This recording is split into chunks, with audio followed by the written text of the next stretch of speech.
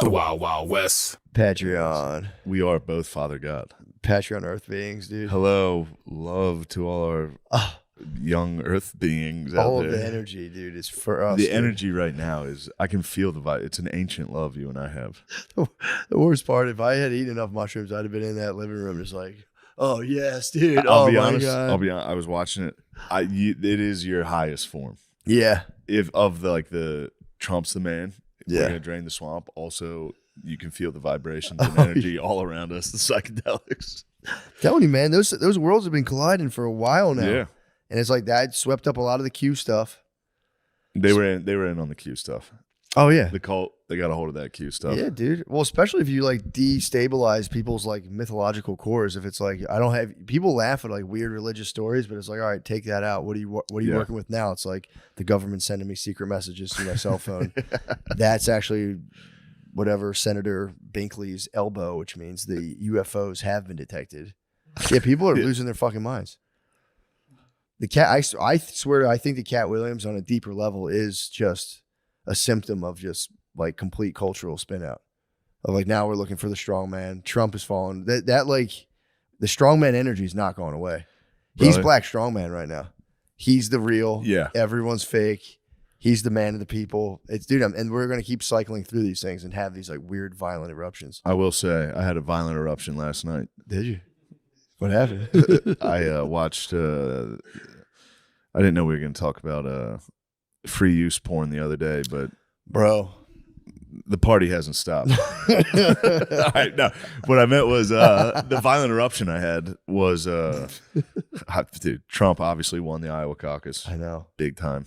So what does that mean? It means nothing. It just means, I think it just means he gets the 40 delegates or whatever from Iowa's Republican Party. Nice. It's usually, the Iowa caucus is usually it means a lot if there's other people that could potentially win. This was just Trump goes and wins. And right away. But we got a lot of speeches out of the Trump dog the last month. Yeah. He's been in Iowa just dishing out speeches. It's been so nice. How was his I watched a little bit of his rebuttal to Biden's. It was all right. Yeah, he made fun of him. Yeah, he was Yeah. like, I'm a threat to democracy. This guy can't even talk. It's like, nice, good point. Yeah, I watched we watched that, the Biden one, where Yeah. he'd be like, isn't that right, Jimmy? That When was he kept calling on that guy in the front row to be like, don't we do that, Jimmy, in our small town of Arkansas, or wherever the fuck it was a weird, yeah, that speech was very weird. It was completely contrived. Yeah. Like, you got your small town buddy up there just to be like, and don't we hate liars, Jimmy? Oh, God damn He's it. at Bo's funeral, right, Jimmy? And he's gonna talk about the troops. Come on.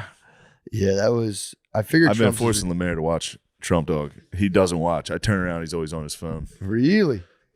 It's disrespectful. You Dude, he need to won watch the Iowa Trump. caucus, bro. You needed to watch the Iowa caucus speech. Last night he kept saying Jeremy. He was like, Jeremy. Trump was doing it. Yeah. Trump was hitting. Trump does that in speeches. He Does just he? shouts out whoever. Trump shouts out whoever's in the room that helped him, Gotcha. wherever they are. So that was in Iowa. So he just kept being like, "There he is. Look at him. He looks great." Jimmy. So he was doing shout outs. He shouted out Kane. Did you see that one? No, he shouted out Kane. He shouted out Kane and Undertaker in a speech. What? Yeah. That's it. Because dude. Kane He's gonna is win in now. what state's Kane in? Knox, Nebraska? Tennessee. He's Tennessee. the mayor of Knox County. He's a mayor in Wait, yeah. what? Kane. Yeah. The big red machine is in politics. Where's he stand? He's probably a Republican. Yeah. Yeah. He's not a Obviously, damn dude, he's politician. literally the big red machine. True, true. What was did he the- shout out Undertaker for? Is Undertaker a judge now? He was just talking about. Yeah, he was just saying how He sends you to He the was other like- world. Kane helped me out. It was pretty sick. That's awesome. Yeah, Paul Bear is his bailiff.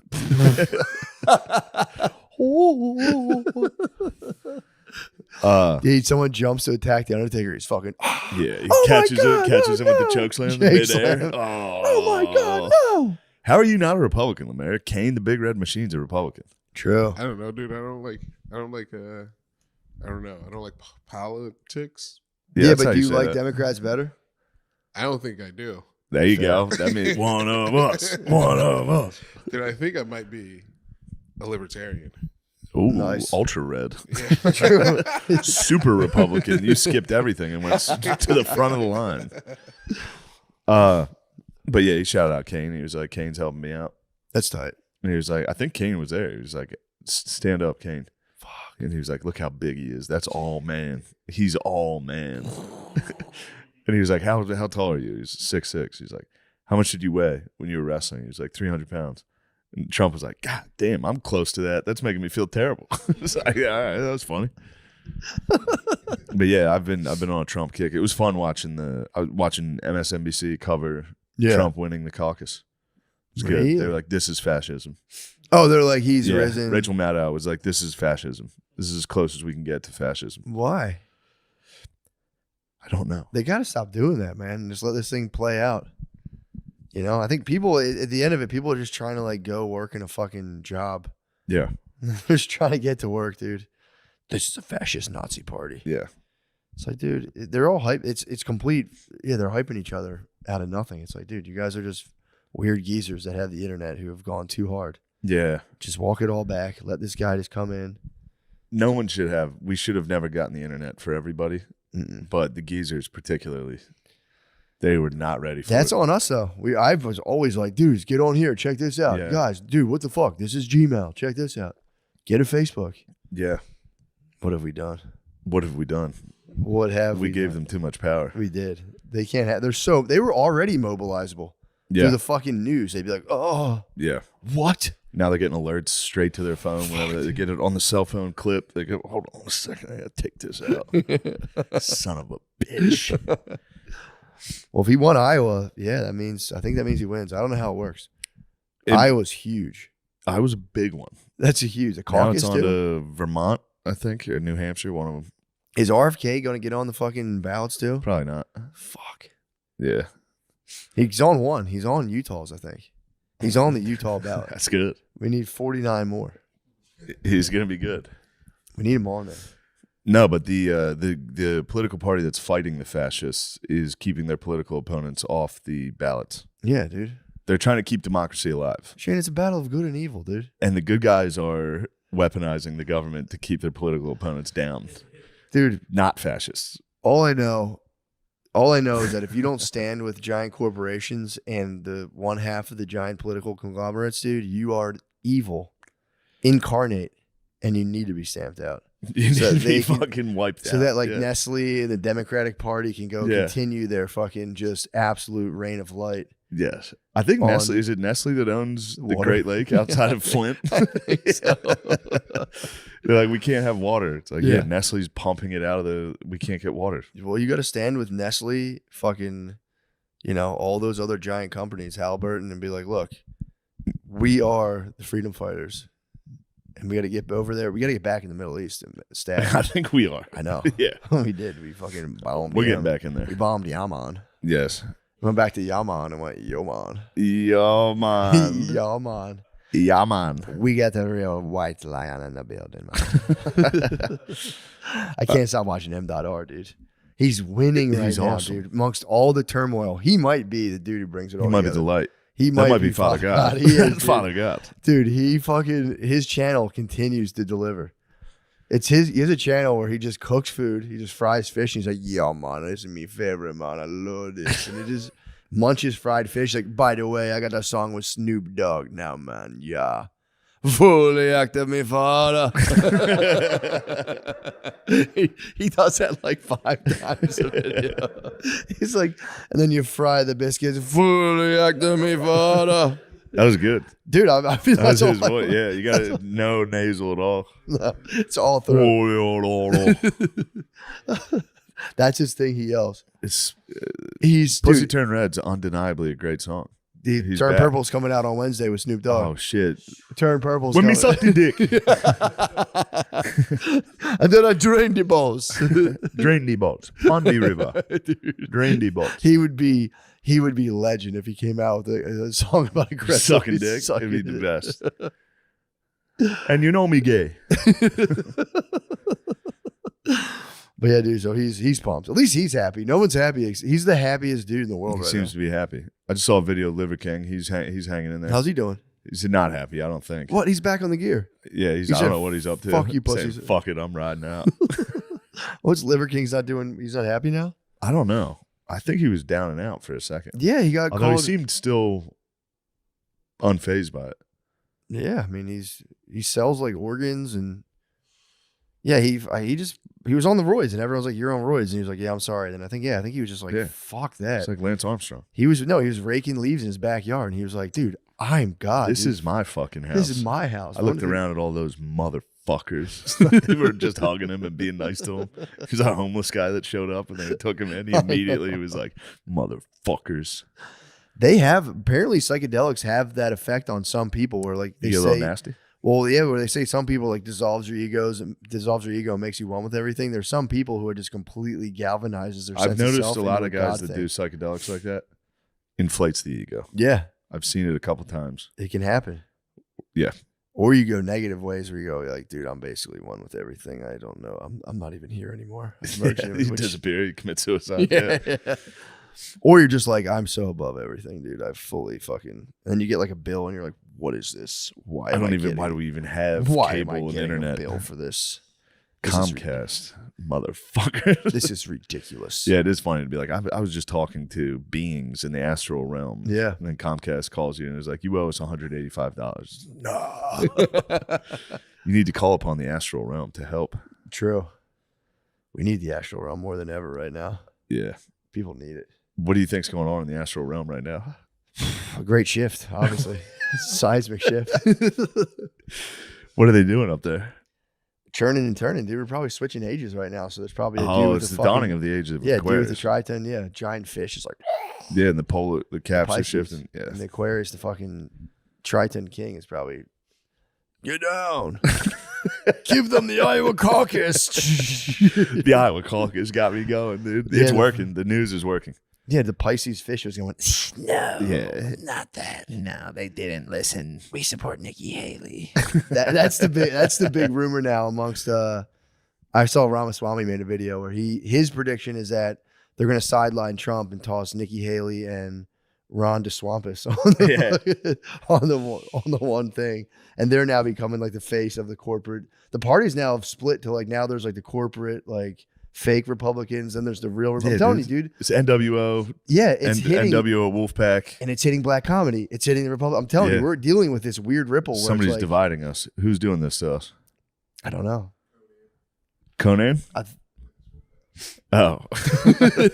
All right. I don't know if anyone's necessarily doing it to her. I think we're so fucked up from the internet has like sent the vertical hierarchy into like the stratosphere. Couldn't agree more. Where people are just kind of like bugging the fuck out. People always want to go, who's doing this? Who's the cabal? Who's it? It's like, no, it's just us. I think it's just a weird collective delusion. It's us being stuck with left to our own devices. I was bugging out on that, pulling into the driveway thinking about that. I'm like, yeah, dude, I'm pretty sure nobody can handle just like anything. And everyone's freaking the fuck out. Because I was telling you about, I was talking to the teams. I was like, dude, if I was the president, I would not be able to not be a pussy for that. I'd be like, yeah, you guys are right. Just go fucking kill when the teams. Guys. Yeah. And I think that just goes all the way up. You get Trump Dog in there and he's probably like, fuck, dude, these guys are so fucking cool, dude. Yeah, the teams are so sick. We have to do it. I have to send them into a house. Yeah. Or there's just a hot chick and you're like, fuck, dude, she's so fucking hot. I know I'm like, we're just normal men, dude. I know I'm leading the world, but yeah, I think it's just. We're just innocent men. We are, dude. Just innocent lambs. I don't think anyone's in control of anything right now. Other than Father God. He took complete control Obviously, immediately. dude. Obviously. Yanking the music in front of everyone. It's complete dominance. Putting on heavy metal. I am fucking power. It is so funny to have just a little bit of fucking power. Just put the metal on. They brought a meth head homeless guy into the house and gave him power. I know, dude. It is crazy how, I mean, he is right. That is an ancient energy pulsing through his body. He was just like, okay, I'm the boss now. You guys are pussies. He just got tired of raking leaves. True. And was just like, all right, fuck it. I'm in complete control. I did that at one of my old jobs. I didn't obviously go in there and become Father God, but I was shoveling snow for like $7 an hour at a beer distributor.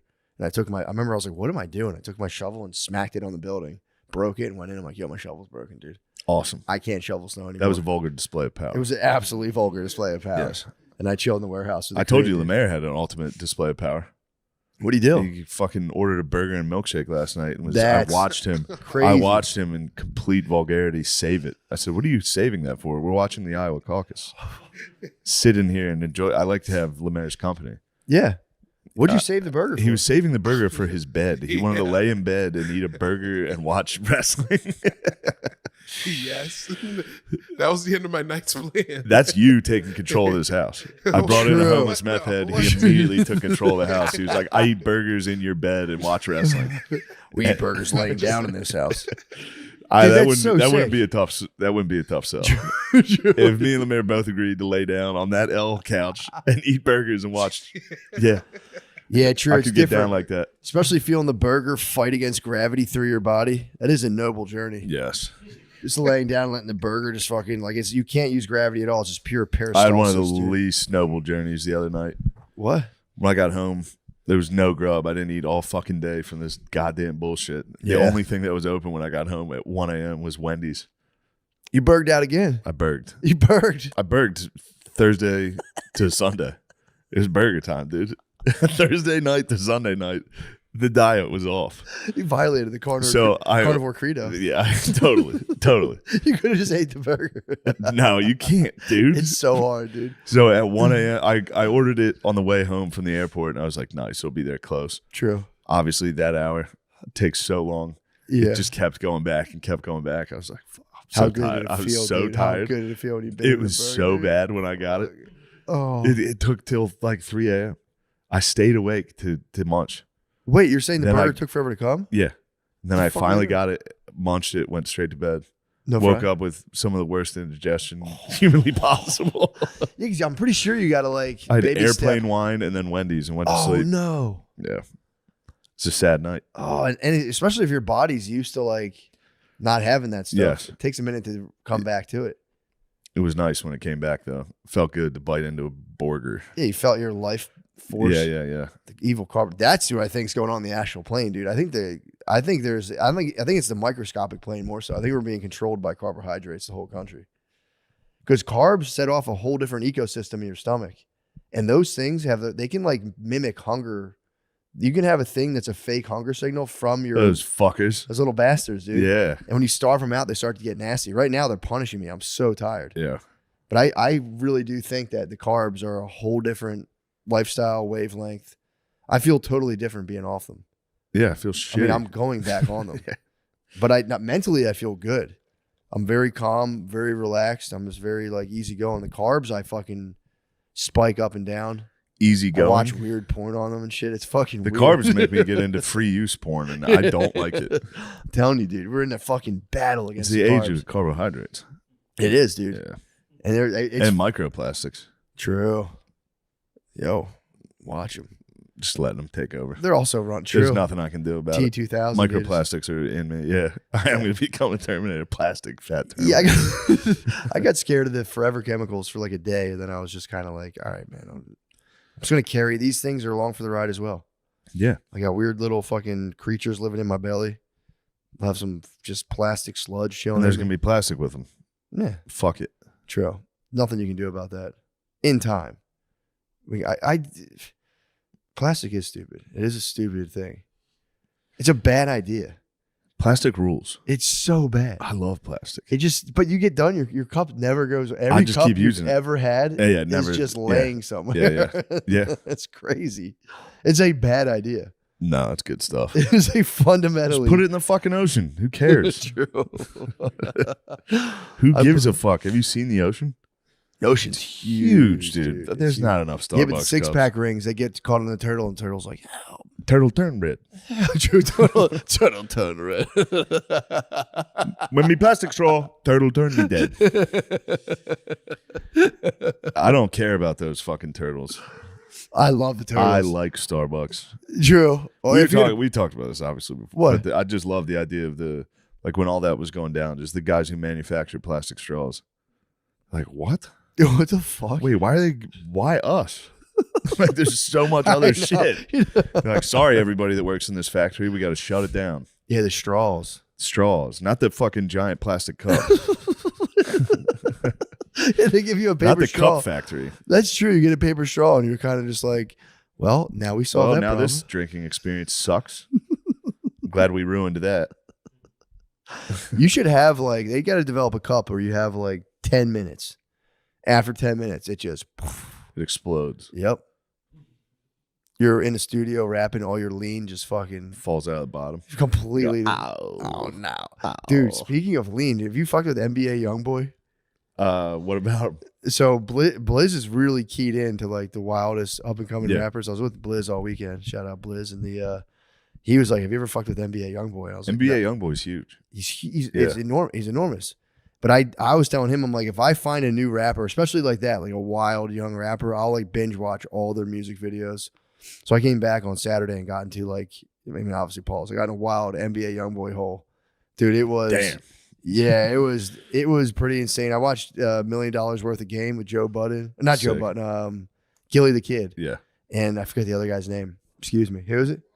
Wallow. Gilly Kid and Wallow go up to his ranch to interview him and give him $1 million worth of Game, and he's clearly fucked up on opiates. He's just walking. He has an 80-acre ranch. He's just walking around like, yeah. And they're like, "Yo, listen, man, you got to do it." And he's just like, "Oh yeah, I see what you." And he's so fucked up. I think Neither of them. Like, by the way, dude, you're so high you can barely talk. Yeah. Like, okay, young king, you fucking got that. He's like, yeah. He's just walking this big fat bulldog. His setup is tight as fuck. Yeah. I don't He's just know on if it's house out arrest. yet. Caleb Presley was just out there. Was he really? I hope I didn't ruin that. It might not be out yet, Oh crap, but he was telling me all about going to that ranch. dude, it's He sick. said it was nuts. It's awesome. Yeah. It's him on 80 acres. He's got horses. He rides horses in the snow. Yeah. It's tight. And the guy's like, this white dude interviewed him. He's like, "Yo, you ever see Yellowstone?" He's like, "Nah." I don't know what that is. Like, damn, dude. You gotta listen to Kodak Black did Drink Champs. Did he? It's awesome. They have beef, by the way. Kodak Black is the best. He fucking Kodak rules. Black is number one. He's got beef with NBA YoungBoy. They call him Denthead. That if you want to smoke with YoungBoy, you call him Denthead. He doesn't like being called He's got two Denthead. huge dents in his forehead. They're like, okay, Denthead. Dude, I watched those interviews.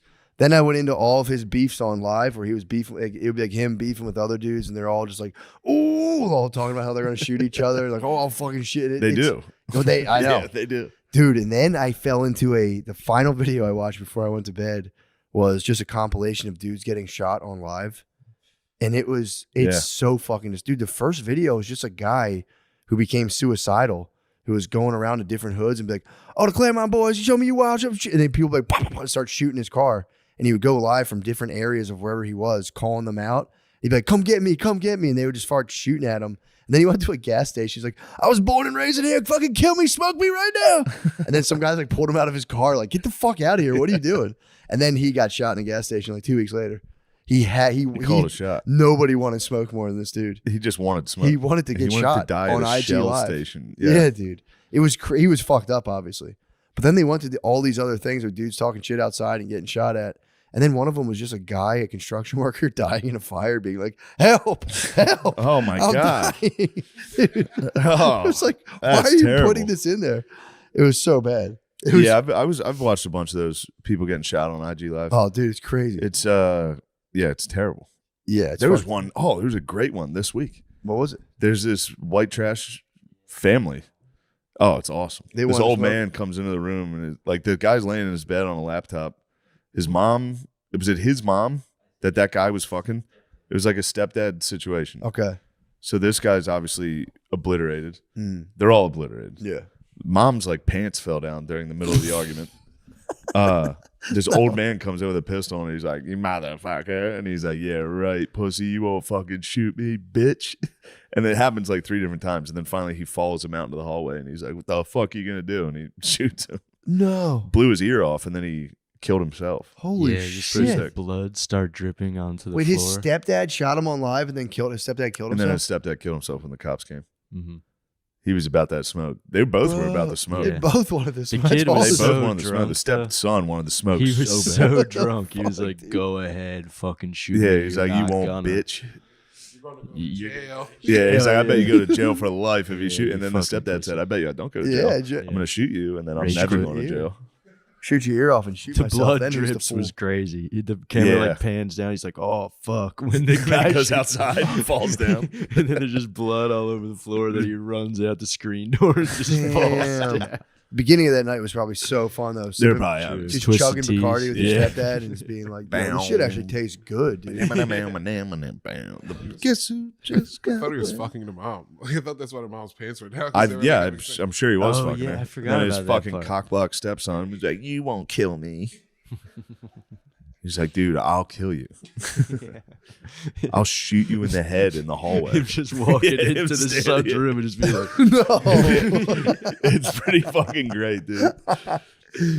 I mean, obviously, you know, it's a massive horrible, tragedy. yeah. It's a terrible I feel thing. so bad for the three of And those. the worst part is now that it's Yeah, been forget that. disseminated, it'll happen more now. There'll be 10 more of those where a guy's like, "Yo, my stepdad's a fucking pussy. He won't shoot me either." And you're like, "Yo, I'm not a fucking bitch, dude. I'll fucking shoot you.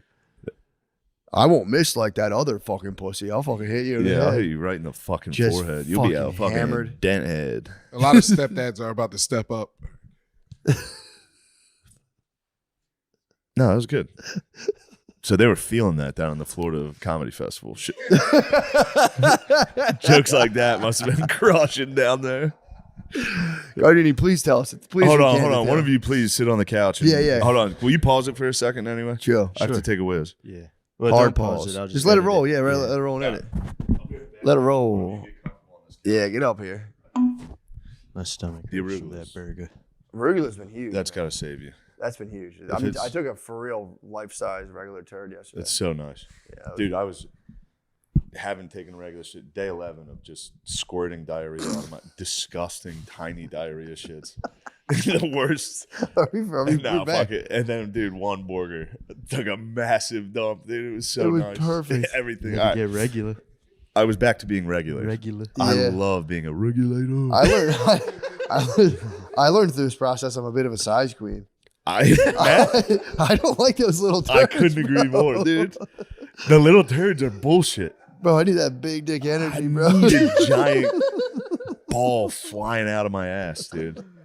It's you get like upset for real. Yeah, It it's, cut those little kisses were dropping out of me, and I was just kind of like, bro, what the fuck? it's man? disheartening. I obviously, I'm sure you did too. I looked What? it up.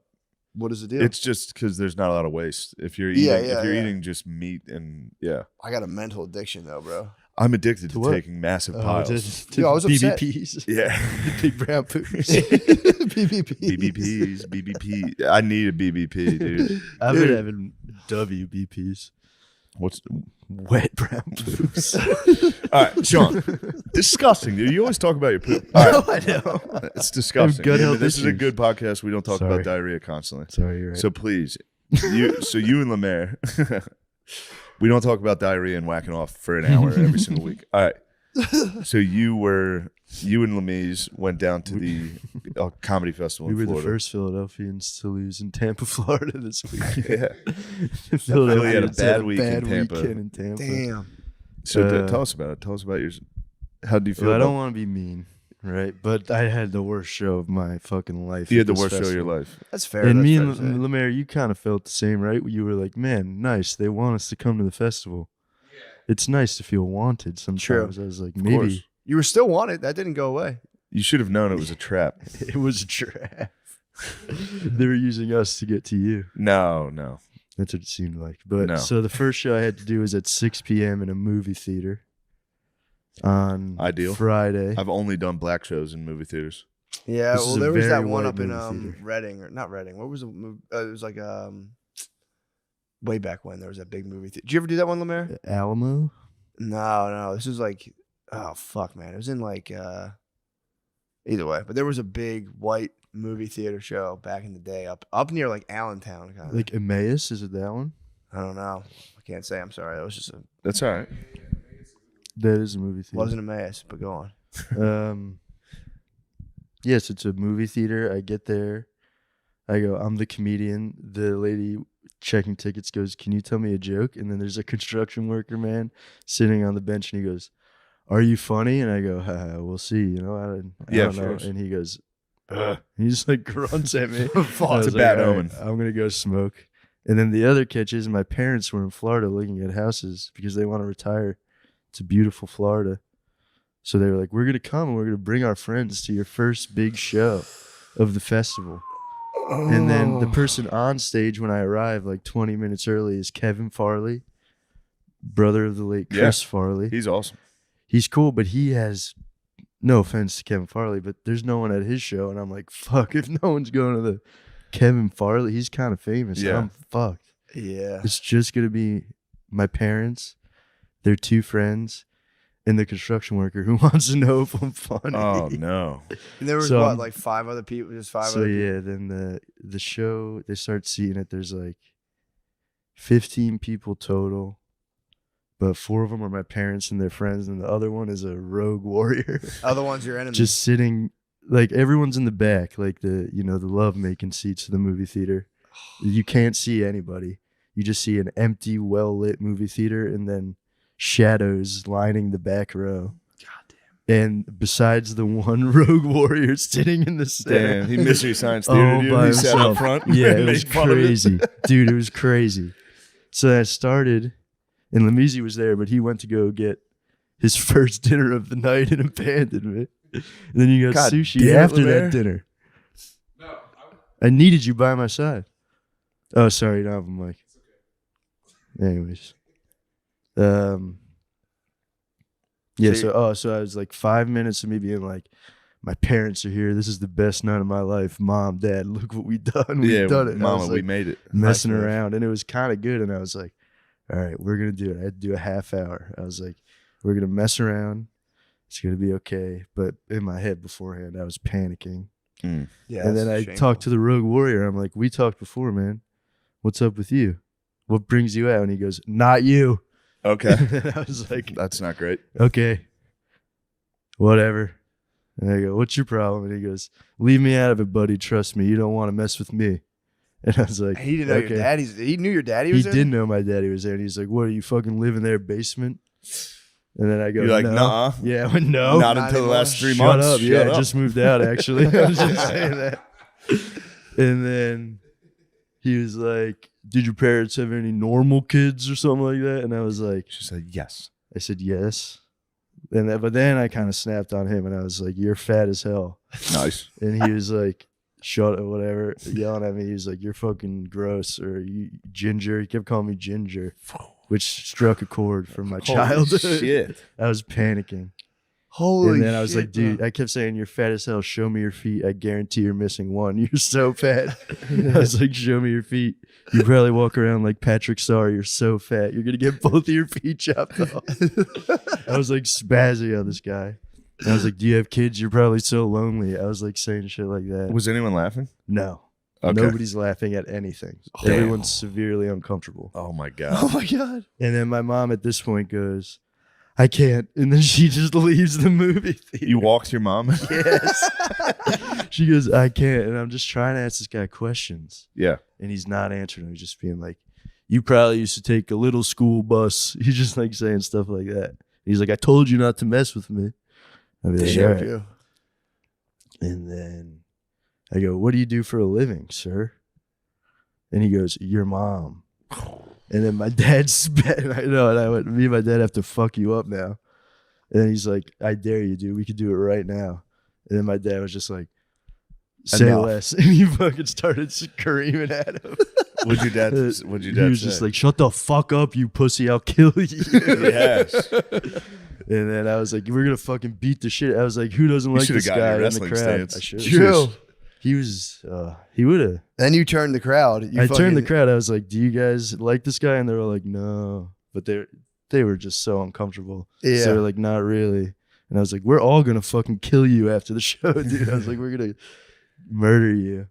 And then he's just yelling at me, and my dad's yelling at him, and it's just a big fight. And then the 8 people leave slowly, and the people running the show come in, and they go, you have to leave. The show's over. I'm 8 minutes into a 30-minute set.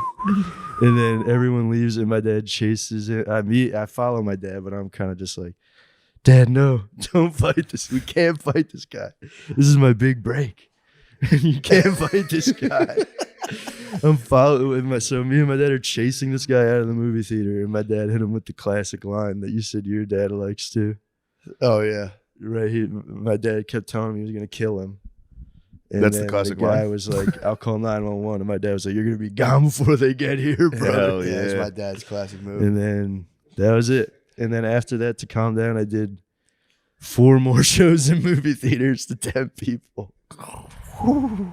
It was so bad. Dude. Damn. Parents feel being it, there is for bro. real the sword in the heart, though.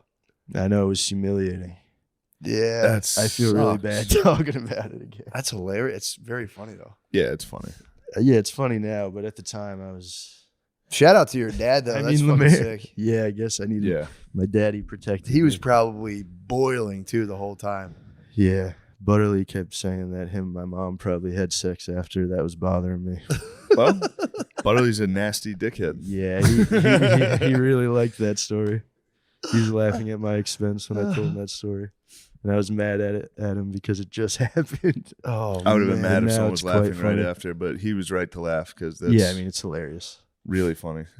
It is the most humiliating thing. I've Yeah, ever and that's done. definitely That might be the worst bomb I've ever heard. Yeah, it was really bad. it's all there. It's all That's for real. I That was might be like- number one. I mean, I spent the whole last. Oh, scoot in. I spent like hours after that with Lemaire, and I don't think I spoke for like 5 hours after that. How were the shows afterwards in the movie theaters? Horrible. We did one show that was kind of nice actually in like this venue, Coastal Creative, but that was still just like a warehouse, but it had people in it. And then me and Lamisi ended that show at 10, and we had to go an hour away to another movie theater. Damn. And the show in that movie theater started at 9:30. So we were like 2 hours late to the show we were supposed to do. There was 10 people that listened to the podcast. So wait, you there. drove? You went? We didn't from- drive. They had You went from one movie theater to an hour away, another movie theater? yeah. Well, to a warehouse that was actually kind of fun. That's tight. And then we ended that show so late, and then we drove. Named Forrest. Shout out to Forrest. Drove us an hour to another movie theater. But the first one was like an individual theater with like 50 seats in it. But the second one was like a Regal cinema. And then they just shut one theater down and put a comedy show in it. And there was like What was 5 the next dudes set at, that the liked mall? the cast. I mean, That's crazy. It was so nuts. That's fucking It wild. was. I mean, Lemaire did 40 minutes in the second movie. you did a 40-minute set. Oh He my! got his championship belt. It was holding it up, and it was fun when you realize you Yeah. could just mess around. But that was it didn't get much better than that. Damn, either. bro. It was pretty That's a rough one. humiliating and horrifying. Have you talked to your parents since? Yeah, I mean they're just being nice, but I don't think they'll ever look at me the same. I don't think they give a shit. Your dad was probably like, that guy's an asshole. Yeah, I mean that's what they kept saying, but he pwned me. He didn't He pony. ruined the show. I mean, He told it me to is- leave him out of it, and he was exactly right. I should have definitely left him out of it. Yeah, but at that point you can't though. I mean, that's what I go told back him. to a 10-person audience having 1/10 of the crowd be like, "Shut the fuck up." dude." Yeah. you It was did the right crazy. thing. You had to gone fully in on He him. was a salty dog, dude. He was like, Yeah, this dirty shirt, drunk as hell. No, it's like bald, blackjack fat. stuff, dude. You had 12. You had a hit, dude. I know. You That's had what I to- said. you I had to told go him that. into I was that like, I guy's have heart, to dude. You keep hit a talking. 10. True. Yeah. Busted. I He busted got your ass. hard. Oh my god, dude! I Ending the show bursted. right away is so funny. Like we're done. This Yeah, I is over. could, dude. There was a fight happening with 20% of the audience and myself. I was True. like, dude, we're gonna kill you. I just kept saying that. I You was were like, fine. you're There was a gonna die proxy war tonight. going on. That's It was he asked me, I was like, show me your feet, and he was like, show me your 401k, and I was like, what's 401k, your weight? And he just no one laughed though. that was good though. I thought That's it a was good. I slam. thought I was trying to slam. I was But you trying to can't get him. slam a guy he's unslamable. He's been He's slammed drunk sitting- already. He's drunk He's sitting in the front perma-slammed. row of a movie theater comedy show True. just to ruin it. It's really bizarre too, because there's like a hipster, like one of those like little movie theaters. It's just one theater, and they show like old movies. Yeah. And I was talking to the staff after because they were like, dude, we're so sorry. I was like, who's that guy? And they were like, he actually comes here all the time and just watches movies and stuff. And they're like, So we're he gonna had ban he had a him. bone to pick. He wanted He to watch wanted a movie. to watch Midnight in Paris You're or lucky you something, didn't probably. get Batman's, bro. yeah. He wanted to watch Batman. You're they lucky said you they were didn't gonna get him in Batman. That would have trouble. been the Dark Knight Returns, man. He could have. Well, that's what we did a show there the next day, and I almost canceled it. I was like, dude, I'm not doing this. That movie guy's again. gonna get you. Oh my! But then the God. second one was kind of good. People actually came. That's well. He probably like heard this. someone almost got killed. When in a it. heckler dominates during a bomb, it's crazy. there's nothing you can do about it. No. It really made me feel less than. That would make me feel really sad. I was horrified. I'm still pretty sad about it. That's honestly. all right. Well, Who was the star of the fest? There's a couple. David Lucas was there. Troy Bond was there. I don't want to tell tales out of school or nothing, but there were some incidents. Who was Not the- with David, but Who was the coolest guy at the fest? coolest guy? Yeah. Lemezi. Lemezi. You were the king of the beach. fest. King of the beach. You're the beach king. He You're having was fun. holding up the championship belt on every set he did. You were saying you were the champ. Champ is here. Champ of Florida. Champ of Bay. Damn. It was fun though. We did, after the shows, it was fun. You guys partied. We drank on the beach until 7 in the morning every day. I'm just kind of tight. Indulged in Drugs, horrible acts. Yeah, drugs and alcohol. drugs and alcohol. And where were your problems after the drugs and alcohol were off? Where were they? What does that mean? They didn't disappear, did they? No, they just came back stronger than ever. Yeah. Uncle Tyler was there. Yeah, Who's Uncle Tyler? this cool new comedian that I probably shouldn't say bad things about either. Why? You don't have to say anything Uncle bad about Laser's him. real name is Tyler. Oh, So we call him Uncle Tyler. Uncle Laser's funny.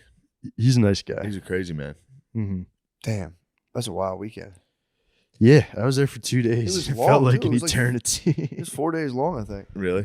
Yeah. Just 4 days of people just dying in movie theaters. Yeah, I mean, really, and no Holy one had fuck. positive experiences. Even the nice Huh? people no one seemed to have. I shouldn't say that. Sorry. It is fucked up to bomb and ruin somebody's show and then come back home and be like, I- fuck I'm that not- festival. Yeah, sorry. Don't listen to him. Got his ass. Shit. Got your ass. No, I don't give a fuck. I think you're fine. Loose lips. You're totally fine. It's a very funny story, though. Yeah, it's a good story. to Chasing tell. a dude out with your father is nice. Me and my daddy were gonna get It's good him, dude. bonding tag experience. team. That is nice. Yeah, I just wish they Everyone just there left, did though. the right They thing. just left right after. They left? Yeah. They left me with Lemezi. Yeah, We true. had to figure out our way on our own. Lemezi got sushi. Did you have any words of wisdom for Sean after his Oh, you did. darkest hour? I said, dude, at least you have a bottom now. Yeah, that's true. That is true. There you Can't go. get much worse than that. It didn't. I hope it doesn't. Can't though. possibly. If it does, it could be bad. It can't possibly. It can't get much worse. Yeah, that was My You'd hard. have had parents, to have that yeah. same thing, then like be like hello, and someone like, and tell you like terrible news. Yeah. You're like, they're dead. Yeah, true. Yeah, your parents' car just exploded after they left. Yeah, they crash on the way home. Yeah. That could have been worse. You're right. But that's as terrible as it gets. That's tough stuff, man. But I mean, I'm glad you're I'll back. come for that guy.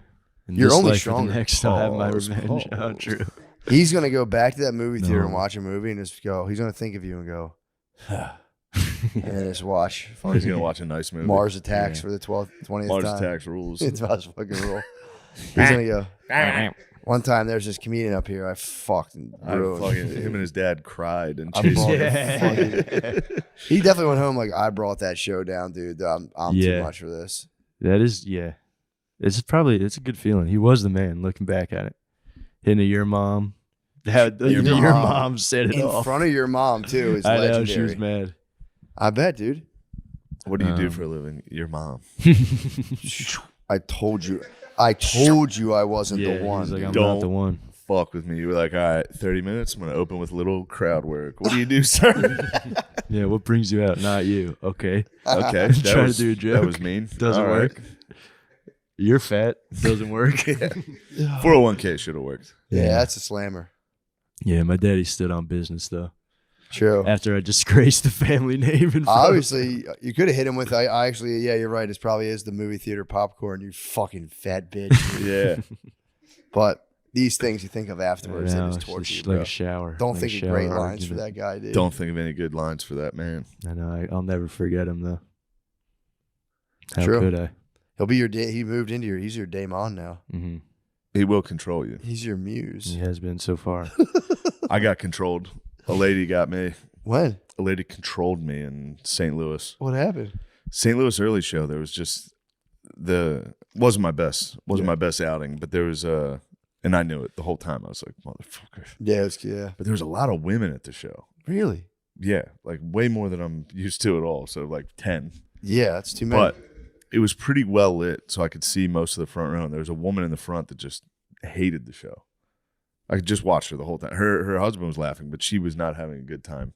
And then after the show, they were with a guy that came to the green room. She was one of the group. She came back to the green room after, and I was like, "Hey, you hated that show?" And she was like, "No, it was good." I was like, "Fuck." Oh. Yeah, I confronted a woman who hated my show. Why? That's insane. She to was have her very in the nice, green and I room was like, "It's afterwards. fine. You're right not to like it." Yeah, That wasn't my best shit. that hurts, man. I notice that a lot where it's just like I'll just like autistically do stand up like at nobody at the whole just fucking like blah, blah, blah, Yeah, blah, yeah, blah, yeah. blah. And I look down at the two front rows and I just see people going. I'm going like, oh, why are they making Yeah. that face right now? What am I doing? Am I doing something with my face? And it's just like, Yeah. There's nothing worse than seeing someone in the front just yeah, just going like, not really enjoying it at all. now it happens. Yeah, happens every single show. I see them all the time. Yeah, Yeah. I see them every night. It They're- sucks they really all come bad to my when it's show your and sit in the mom and front. dad. It does hurt It's when your it's mom and dad go, please Look at stop. your mom and daddy. Yeah, it's Yeah. tough. Your mom. What I do for work? Your mom. That's my new bit I invented with Lemaire after. What? If that ever happens again, I'm just going to go, ah! Scream into the microphone. You have to. Or stare at the wall and go, ah! If you have a joke not work, you're doing the 24th, aren't you? Yeah, but that's actually going so good. I hope, if you have any joke- I hope that guy doesn't come. Dude, I'm going to think about that man. What's the for name of that 5 movie theater? I'm gonna fly that guy to that show. Oh, please. I'll cry. He'll be like Abraham Lincoln, dude. He'll fucking assassinate. He's gonna get you. Yeah, that's Dude. how I felt. If anything doesn't go over, please look down the side and go, It's happening. No.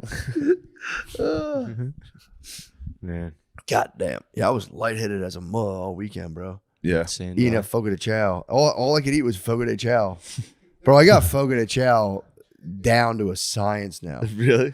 Yeah, dude. Because I was eating to survive there. So I kept hitting you, they hit you with that lean meat. And I kept being like, bro, save the sirloin. The first time I pigged on everything, I was like, so I need fat. So I'm like, the sirloin's not doing it. So then now, the second day, I went there 2 days in a row, except for the lunch buffet. Second day I rolled up and the guy starts coming to me. I said, brother, I'm going to save you some trouble. Lamb, ribeye, nothing else. And I was like, I won't pig. I won't abuse it, but please. He'd come and he would just fucking give me like 2 pieces of each. It's a man who knows what he wants. Yeah, it was. Yeah. And I was like 2 pieces of each, and I said, "Bro, I'm not gonna punish you. I'm not." There were dudes there. You go to the lunch buffet, dude. It's like at the vibe at Fogo de Chao at lunchtime is not pleasant. It's totally adversarial. They come up to you and they're like, "So, like, are you waiting for anything else? Like, we get your check." Oh, they're trying to get you the fuck out. Yeah, and there'd be a guy there being like, "No, I'm still going," and like you have to do this weird battle and like, but yeah, dude, I was going just lamb and ribeye, and it was pretty heavenly. I was being like, "Come on, bring that fatty meat out to me." Yeah. Oh my god, it was so good. There was no Fogo de Chao in Peoria. Yeah, I know. I was done. You just had to munch burgers. I tried to make it work, and then once the floodgates are open, you're like, all right, this whole weekend. I'm scared for what I'm gonna do, dude. Because I was hitting a tidal wave of pigging out. Like I've been here for 4 months. There has not been, besides the last whatever it's been, 16 days. I have not gone to bed with like a stomach so stretched out that I was concerned. So like I'm so worried I'm going back to vamp life, dude. It's vamp life. And like, dude, I know I'm gonna go back so hard. I'm gonna drink. I haven't drank coffee. I guys might OD off the The bean. guys at Chipotle must be like, Shane's dead. He was eating here every day. He died. They're worried about you. I was so close to the Chipotle last night. Last night I was like, you know what, fuck it. I fell this weekend. Might as well keep this thing rolling. I had it ordered. Oh. I had it about to press confirm, and I was like, God damn it, I'm not gonna do it. And I fucking Googled how to hard boil eggs. I didn't know how to hard boil eggs. Do you like a soft boil or you like them? Soft boil is very nice. I like a nice a soft little boil. runny yolk in there. That's Mhm. very nice. Oh yeah. Yeah, hard boiled. There's way more of a science to it. I didn't I realize. had it no either. idea. Yeah, I do them for the fam every I would now have and just again. thrown them in the bowl and just boiled them for 10 minutes. I would have had no idea what I was doing. I thought 10 would've that's how got you there. did it. I would have not known. Yeah. I would have got greedy. Anytime I cook and I'm like, all right, put it in for 10. I'm like, all right, that's 7. That's good. enough, I'm hungry. You'd had a nice soft boiled egg. I think 7 minutes you get a nice soft boil. I didn't know. The internet was very adamant that you put them in a bowl of ice afterwards. That's so much. All you gotta do is Yeah, I run heard them about that. underwater. You can peel those suckers right away. You said that to me. I said, what? Yeah, that's what the internet said. No, run them some water on them, just peel them. The heat. Once you start peeling them, the heat escapes. Although I do burn my tongue on everything. Could be wrong. I could be wrong. Yeah. So that was exciting. That's exciting information. I'm excited for this carnivore diet to stop, dude. 15 more days. Yeah. Past halfway. Huh? You passed halfway. Past halfway. dude. You might stay on it. No. I know. Keto's, I'm telling you, dude, the war against the inner carbohydrates is nice. I might stay on keto for a minute. What's the difference? Keto, you can eat like just Veggies? anything without carbs. And Keto, I shit. can be okay. having like avocados, Yeah. a little bit of fruit. You can have like some fruit. I don't know what the fuck is up with just eating meat, dude. Like, toss me some asparagus, bro. What Yeah. the Is fuck? Rogies always on it? Not No. always. He Oh. breaks it. Yeah. But for the most part, he's pretty. Every single time I've gone out to eat with him, it's just tomahawk steaks. It's fucking boss. He goes after it. See, I could do if You you say were, you caught a glimpse? oh yeah, dude. We don't have to. We don't My have to. cursed eyes. You dude. caught a glimpse. I did. I saw him hop in that cold plunge. All You fucking- caught a glimpse. bro. It was on Instagram, bro. Did you That shield your eyes? I was like, oh hell yeah, Yeah, dude. there's no escaping it. It was 20, it was 20 fucking degrees out. I'm like, oh damn, this guy's getting the cold plunge. People thought I was kissing up. They thought I was hog lying. No. That's not a hog lie. You dude. might have emboldened him, dude. Because, dude, I'm like sitting there, he pops his shirt off. I'm like, yeah, right on. And all of a sudden, I'm like, he's about to get in. I go, what the hell? Why is he taking his trunks off? And I went, oh, no, not this. Oh. Not the hog, the diabolical ice hog, dude. Oh, that reminds me of The something. Turned coldest. it right off. I went, ah. Yeah, it's a lot.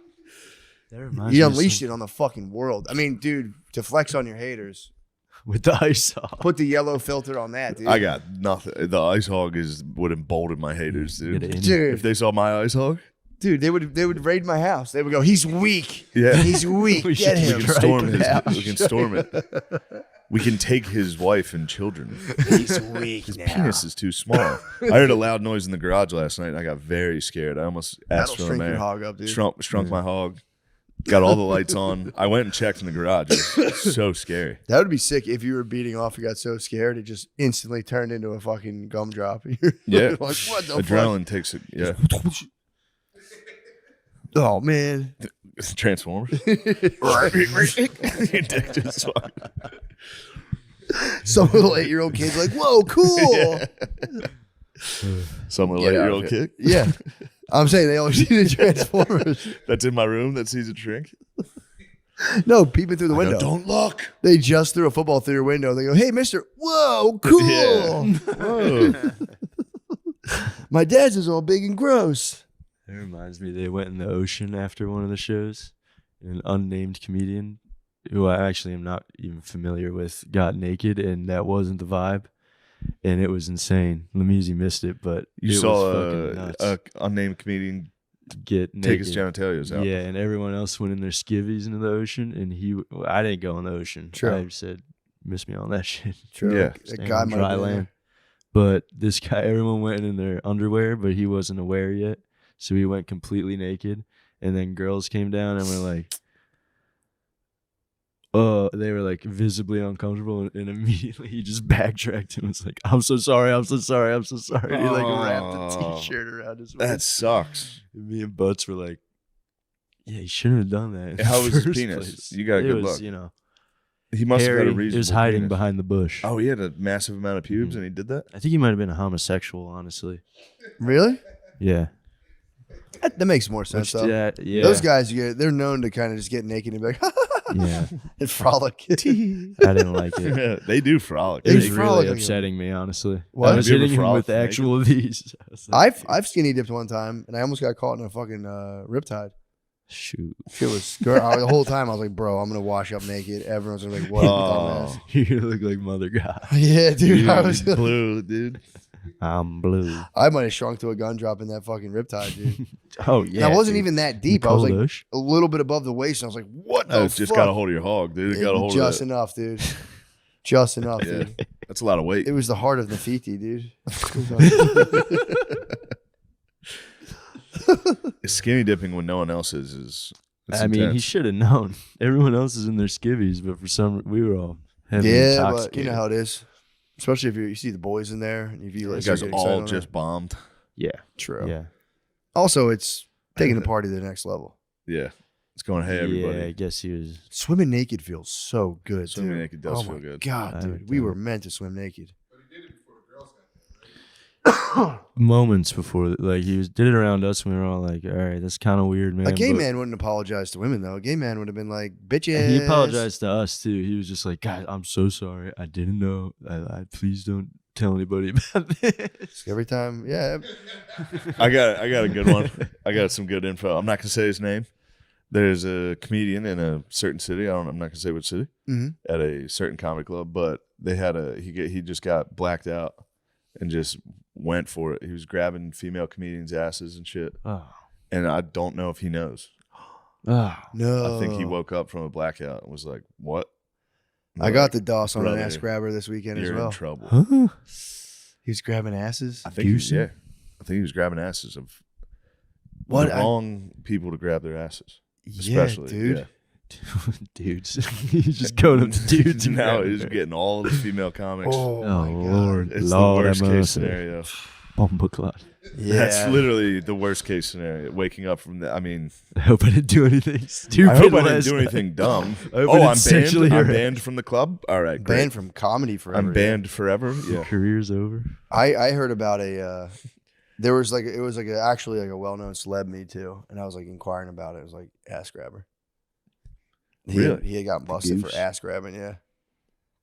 To the point where when there's Ew. a green room server, there has to be a dude because he's an ass grabber. Hold on. The Wild Wild West. Yeah, I knew it. I knew it. I was gonna say that. Yeah, timestamp that. The Wild Wild West. Oh, sorry. Nope, timestamp that. Said Wild Wild West. Which is so sick. Yeah. 'Cause he just started like 2 years ago. The first weekend, he's like, ah. Yeah, come here. Oh. Yeah, ass grabbers are making a Crabs. rise. It's fucking Trump. He won the Iowa caucus. Fascism comes in. Fascism. Now grab guys by the think they pussy. can grab They're people's emboldened. pussies and I've asses. never by the seen so much pussy. racism in this country. Those guys Trump. probably don't even know the difference between a pussy and an ass, dude. You know how those guys hate fucking and are gay. But Yeah, even though there's nothing they're wrong with gay that. and fascist and sexually assault and Tiny what dicks. else? Tiny dicks. Tiny dicks. Yeah, baby. That's enough though. If I was a young man, they're saying I'd be like, oh, I love the lib. I love the libs. They're like gay, fascist, tiny dick. I'd be like, no, I'm not that. I love fucking. Or you could lean in and go full based. True. Go, I am gay. Try have gay. I do have a small dick, and I Yeah, am a yeah, fucking Nazi, and I'm in 7th grade. True. Yeah, there'd be no avoiding that. Bro, imagine. I'm struggling to not fall completely into it. Can you imagine being in like high school when this was going on? Impossible. It'd be so fun, Dude, you have. especially the girls in your high school like crying. Holy shit! All you you have have to do is 4chan? say the N word Oh. to them and they cry. Yeah. That was pretty. That's been Bad true word. for a while. Yeah. Really? I think Pretty so. cool. Girls freak when you do that. Yeah, they don't like it. Like, dude, you're at like junior prom and they're like, yeah, I've been waiting for this. And you just go, now's the time. Yeah, true. I'm gonna say it. I'm gonna scream it in your face at the dance at the Emerald Cotillion. At the Emerald Cotillion, I'm gonna Sadie scream Hawk. the N word. Just a silent drive over in the prom. You're just fucking, You know what I was thinking? you look handsome. I'm an I alt-right guess you're right. Nazi. I've been a Nazi this whole time, bitch. You didn't even know it. Now I'm going to scream the N-word at the prom.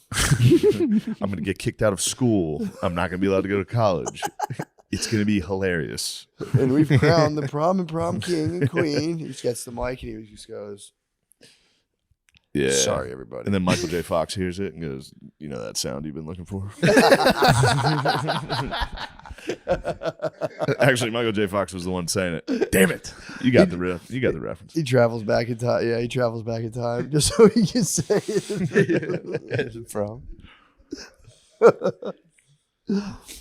They got a remake Back to the Future with Kramer.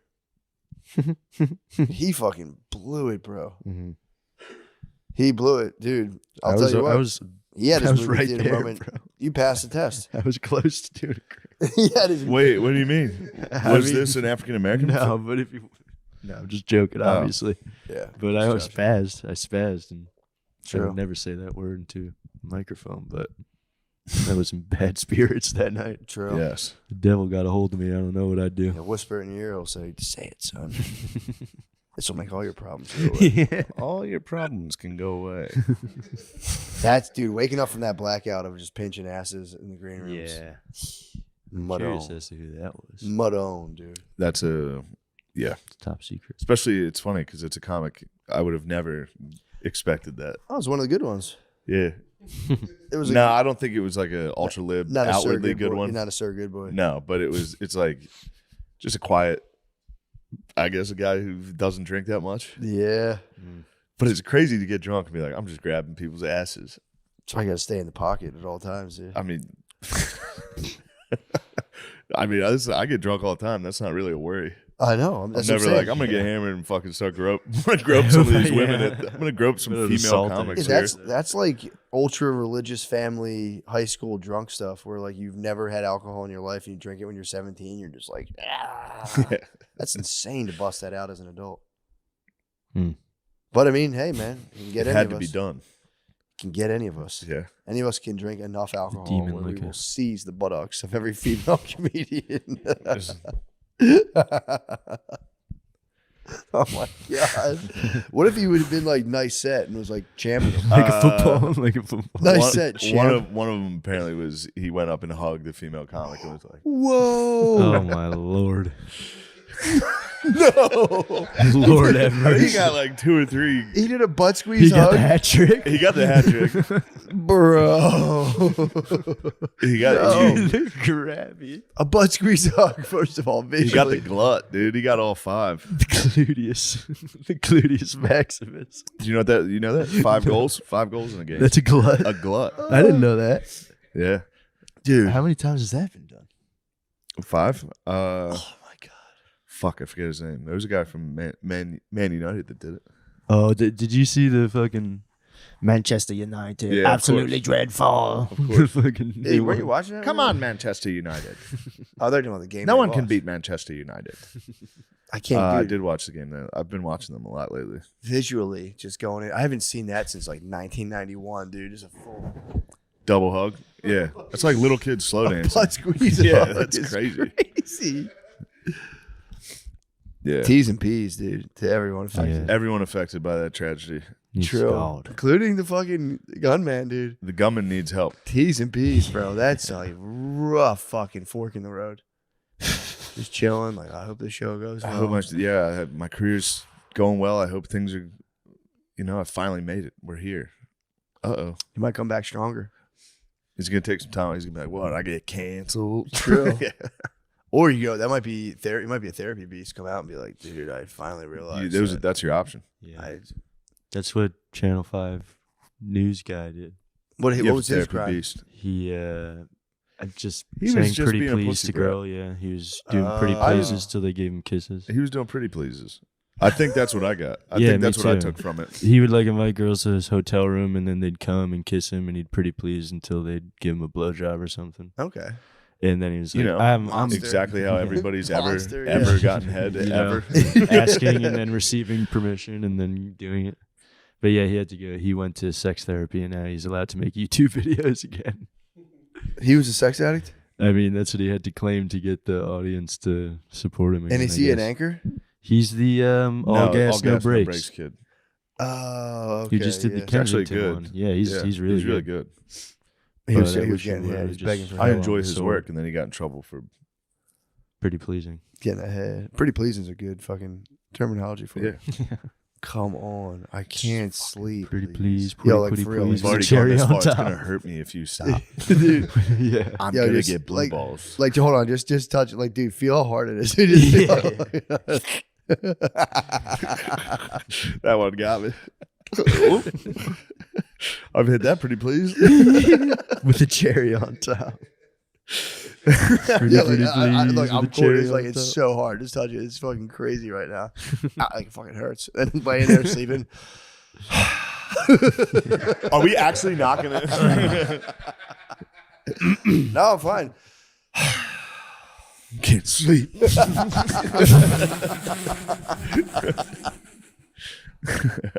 I will just give me a hug. Please. All right, let's just hug it out. Double butt squeeze. Double butt squeeze hug. That's the reports I received. I can neither.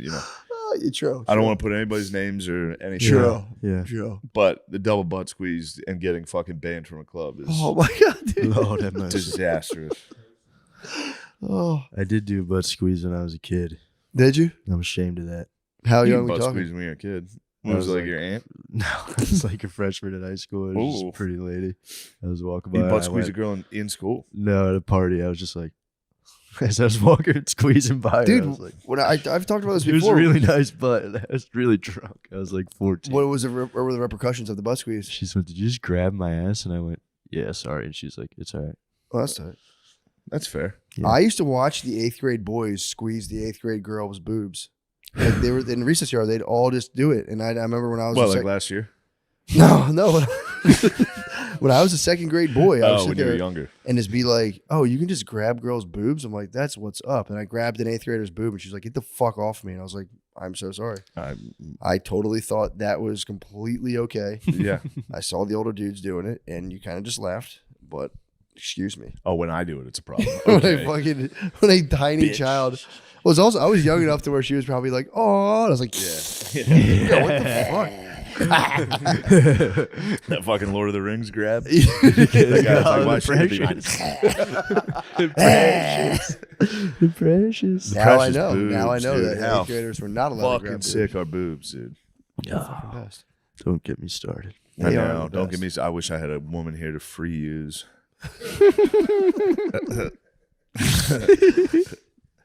Well, man, Yeah. you better watch out. I might fucking start using you. Are you more into the free use aspect where like I watched one of those when I was in the hotel.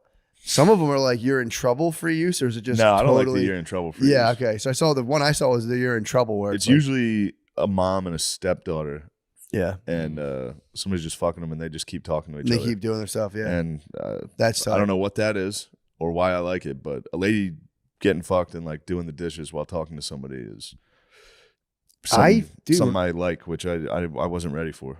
It is what it I is. understand. I for real thought that's what like being married was when I was younger. I thought you just like kind of pushed your wife over and you were like, sweet, time for sex. I for real when I was a kid, I imagined free That's what use. the Bible says. pretty much. The Bible agrees with free use. It does for both sides too. By the way, they say a No. man's not allowed to say no. I swear to God, the Bible said both parties. A man's not allowed to say no. A man has to give it up. If either Why? party The wants woman it, has to submit to the husband. yeah, but I think they make the exception for the pussy. I think they say like, yo, don't be a square on the other side. I'm gonna have to Google that. I agree. I believe you. I could be wrong. It's but a I could- contradiction within the Bible, which I don't like that. True. I think. I mean, they'd make that one exception. I ain't complaining. And, I'd like to be free used by a woman. yo, Yeah. that'd be Right. tight. That would be pretty Just tight. play video games and she just, never mind. Yeah, but my would your mind's in the fingers not gutter. grip that ass? Could you hold the controller the whole time? Or would you? No, You'd true. like to lay prone, Yo. lay prone, and play Xbox, and have someone free use your ass, no, that's not what I want. your fucking hairy ass. Chill. Your mind's in the gutter. That would add- That guy free used your ass in Don't that movie say theater. that. That's the last thing I need right now. Dad, help! Damn, Daddy. it looks like a crowd. Dad, my crowd work's not working. Help! I'll be down there, Damn, son. Don't worry. Nobody's gonna heckle my boy. Oh. damn, and everyone You starts bastard. kissing. That would be a My heart crop hurts. circle. My Where fucking- he fucking went in, it would be like a crop circle, just a ring of hair that gets pulled out by his fucking Yeah. powerful claws. My heart hurts. God, motherfucking Yeah, damn. that's about it. That's What's- good. how- We'll be at hour and 3, Lemise. I mean, that's good podcasting, guys. That's what I podcasting call 101. Freaking podcasting. Oh, crap. We got to do the ads. mhm. Thank you, Guys. Patreon family. Thank you, Patreon family. Thank you. We love you Okay. guys. Goodbye. The Wild Wild West. Guys, this is a tough time for this country. And honestly, I'm sorry I'm so late to releasing an episode this week. But this week was tough for me, man. I had to ask myself some hard questions. I said, there's a lot of bad stuff going on. That assassination attempt, just the country fighting even more, reality just kind of becoming more and more untethered, and people just kind of selecting this and that to be real over other things. And I didn't want to talk politics. It's like almost, I guess it's expected to like weigh in on this whole situation. And I honestly tried. I talked for 45 minutes about the whole thing, and it just sucked because my heart wasn't in it. Between us, what I really wanted to talk about this week is dicks. I wanted to talk dicks, and I was like, is this really the right time?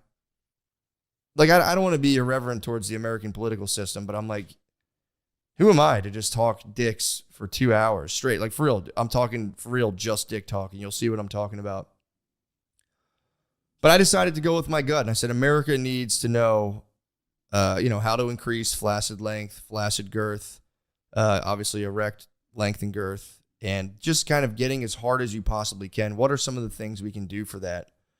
And so I brought on an expert. So what's going on, we're going to jump in to a sliver of the thing that I was doing after I got done talking about all of the assassination business, which really, it was just boring. I bored myself while talking about it. I did. It's not my lane. It's not my thing. Maybe one day, if you guys are like, oh, I want to see it, maybe I'll put it on Patreon. Maybe I'll just fucking release it. It sucks. It for real sucks. Like, I'm not trying to entice anybody. It blows. It is not good. But I did finally get to talking dicks, and then brought on an expert to kind of like, ask him some questions, learn. The guy's name is Janis Bifrin, and he created what's known as phylogenesis. And dude, this for real might be the most important interview I'll ever do. It's at obviously a topic that strikes at the real heart. You think your political party's a big deal? Dude, what if I told you could get fatter? Like, and you'll see as he explains, like, a lot of us could be girth monsters if we maybe kept an open mind and heart to a pretty holistic approach for making your bird the best it could be. That's all I'm saying. This is the stuff we need to be talking about as a country. I know we're divided, but let's come together on this issue.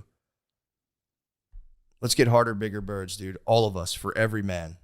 That's what I'm talking about. Let's jump right in to the thing, and then you'll see. All right. Thank you, guys.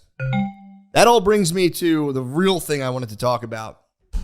And that is, man, if you're still listening, God bless your little fucking heart. I recently obviously we broke down the political situation. I gave you some bad news. Hopefully you can feel better at, poor lady's expense. She eventually escapes from the brothel, so don't feel too bad. But I figured out how to increase flaccid size. I really have. Like, dude, I'm not bragging.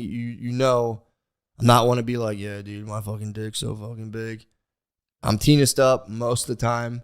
But the weather in Texas here is hot. I think it's absolutely a factor. My flaccid state has been, it's been like for real taking me aback. Even when I'm in the AC in my house. Like, I know obviously everyone gets like, during the dog days of summer, you do get kind of like, a bit of heat dick, which, everyone's always welcome in.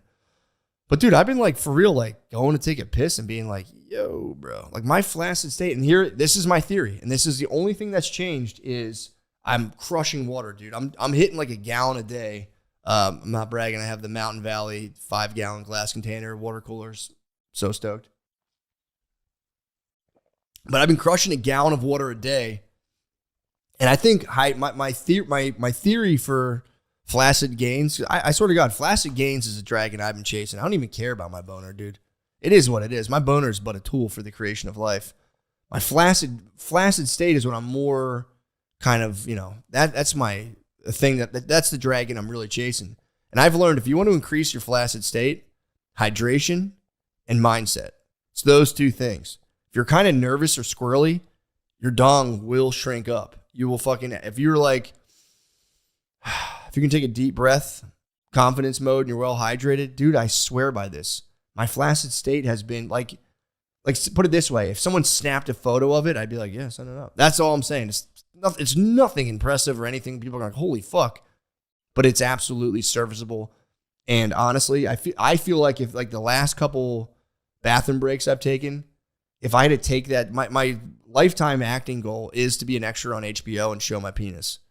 So if I ever get to do that, I have the exact recipe. Obviously, I'm not going to be biggest on the block, but it'll be like if I was on Westworld, like standing around a bunch of robots, and I would be proud. Like, yeah, that's my dick. I'd be proud of it. It is what it is. It would. I was like, yeah, that's me. So, and to kind of, I do want to delve into this matter a little further. So, I have an expert I'm going to talk to hopefully tonight, and I can kind of just splice this right in here about how to get your dick bigger. Because if the political world's falling apart and we're all addicted to our phones, we might as well have big ass dicks. So I think that's very important. So hopefully, let's see. Hopefully we're pinging him in right now. Come on, brother, come on. It took a lot to fucking convince this guy because he was weary. But I said, brother, the dudes need to know how to get bigger hogs. He claims that fapping shrinks your dick. What do you think about that? It's unwelcome news. Let's hear him out. All right, there you go. Dude, all right. Thank you so much for joining. I mean, totally saving the day. I didn't know what I was going to do this week. See, and I'll tell you, I'll start off before I introduce you. I'm going to tell you how we kind of crossed paths. It was really weird. So, and it weirdly enough had to do with that whole mess this week with former President Donald Trump. So that whole thing happened to him, whatever, terrible thing. But it kind of, this spilled off of it because I'm sitting there, everyone's just flooding the internet with, hot takes about politics, blah, blah, blah. And I said, what's nobody talking about right now? I said, what I'm going to talk about? The fact that every time I drink a gallon of water every day, my flaccid state is just the most remarkable. And I was like, nobody's talking dicks right now. So I'm going to fill the void. I'm going to corner the market. I'm going to talk dicks when no one's paying attention. People are doing other stuff. So I jump in, I start talking dicks online. I'm talking about, flaccid state for me, and you can correct me if I'm wrong. I think it's all hydration and mindset. What would you say about that? Hydration, mindset for sure. But the other thing is, which is where my work comes into play, blood vessel growth specifically.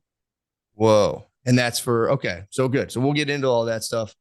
But yeah, it was weird enough. So I put this tweet out about that specifically, and it like hit, I think the subreddit, my brother saw it and he was like, yo, check this out. And he was like, check out. And I think you came up somehow through that tweet. You came up in the subreddit as well, what you were doing. He was like, dude, check this out. And I was like, damn, that's crazy. So that's how I came to discover you. And it's Janice Bifrons, correct? Janice Bifrons. I was going to ask you about your last name too. Like how do I say that last name? McCusker. McCusker? Got it. You nailed it. Okay. So Janice, introduce yourself. What do you do? I think you were just starting to explain it to me. It sounds fascinating. So what do you do? And I'm glad you agree about my flaccid size theory, because it is, I swear to God, it's hydration. And it is mindset. If you're walking around here nervous, dude, you're going to shrimp up. Yeah, you're gonna shrimp up pretty fast. So I got my start in I guess I'll wind it way the fuck back. I got fascinated with like blood vessels after I got out of bodybuilding when I was in my very, very like early childhood, like teens and stuff like that. I'd gotten really heavy into the bodybuilding scene. Blew up on steroids, like got just huge, and ended up having a pretty bad episode where I'd grown too fast and my skin came apart, and I didn't notice until I got in the shower and I like bled out and smacked my head in like a shower alcove and shit like that. Whoa. Can I stop you there? How do you do that? That can happen? Yeah. If you if you grow too fast from taking steroids, your skin will come apart. Like it, you're growing at a super physiological rate. Your skin can't keep up depending on your cycle. Like bad shit Damn. can happen. So Yeah. you were fucking jacked. Yeah. I was 276 pounds, single digit body fat. I'm 5'9". So, I mean, Damn, dude. yeah, it Okay. was up there. And that started the blood vessel. That started your fascination with blood vessels. Well, yeah, because what basically happened after that is I had to go to the doctors because I ended up getting an infection in that particular skin tear. It was in my groin. And my doctor just looked at me and was like, you can't keep doing bodybuilding. Your skin tears are getting too out of control. You keep this up, you're going to end up with like a deep muscle infection. You could be, it could kill you. And tried to stay in it. And it was just, it's kind of like for whom the bell tolls kind of thing. I knew it was done. Mhm. But I love the body. I love the human body. I loved everything about it. And I was like, I don't want this passion for bodybuilding to die just because I can't pursue it the way I want. Like what's a way I can pursue the same thing with bodybuilding, but in a direction that nobody else is thinking about. And well, also I heard about smooth muscles and blood vessels and shit like that. I was like, how the fuck do I grow those? How do I grow that? Because everyone else knows how to grow, skeletal muscle. How do I grow my vascular system? And that was tail end of my teens. By the time bodybuilding was done and over for me, I was about 18, 19 years old. And if you're wondering, yes, I was like taking steroids by the time I was like 14 years old. Got it from my mentor and shit. So, Whoa, damn, that's pretty young, dude. So you were like going through puberty on steroids? well, I hit puberty super young. So Okay. puberty for me was like 11. I was like the you're only right. like 14 is kind of young. 12-year-old with like 5 o'clock shadow kind of shit, Damn. It was Okay, yeah, awful. you're right. 14, I guess, would be. Yeah, it's like that whole area, like 11 through 15, 14. So you hit it, and then you just kind of right afterwards smack with some roids. Yeah, pretty much. Like my mentor had started me on anti-estrogens first, just to try to max out my potential, get me, as big as I possibly could. And then, he and I sat in his front living room one night and was like, do you really want to do this? And I was like, yeah, I really want to do this. And, I prepped my first dose, sat there right there. And we went out and ate at a Chinese buffet. And he was like, you've got one goal, keep up. Because like with bodybuilding, the one thing nobody ever tells you is that it's all eating. Like you can take all the steroids in the world, but if you cannot put down enough food to actually use what you're putting in your body, that steroid, you're not going to grow as fast. So like you'll hear a lot of the big guys talk, it's all eating, but that is not a particular topic. That's a little bit later on, we're on the tail end of all that. We're talking about vascular growth. So yeah. Ask me something about that. Whatever you want to know. No, this is what. No, I want to get the story. So the bodybuilding. It's like I can't do it. You said, all right. Obviously, I'm trying to like. You're just about gains. You're like I was going to get as big as possible. I'm not allowed to do that with like my skeletal muscles anymore. I might as well apply the same thinking to my D. If I'm following you. Right.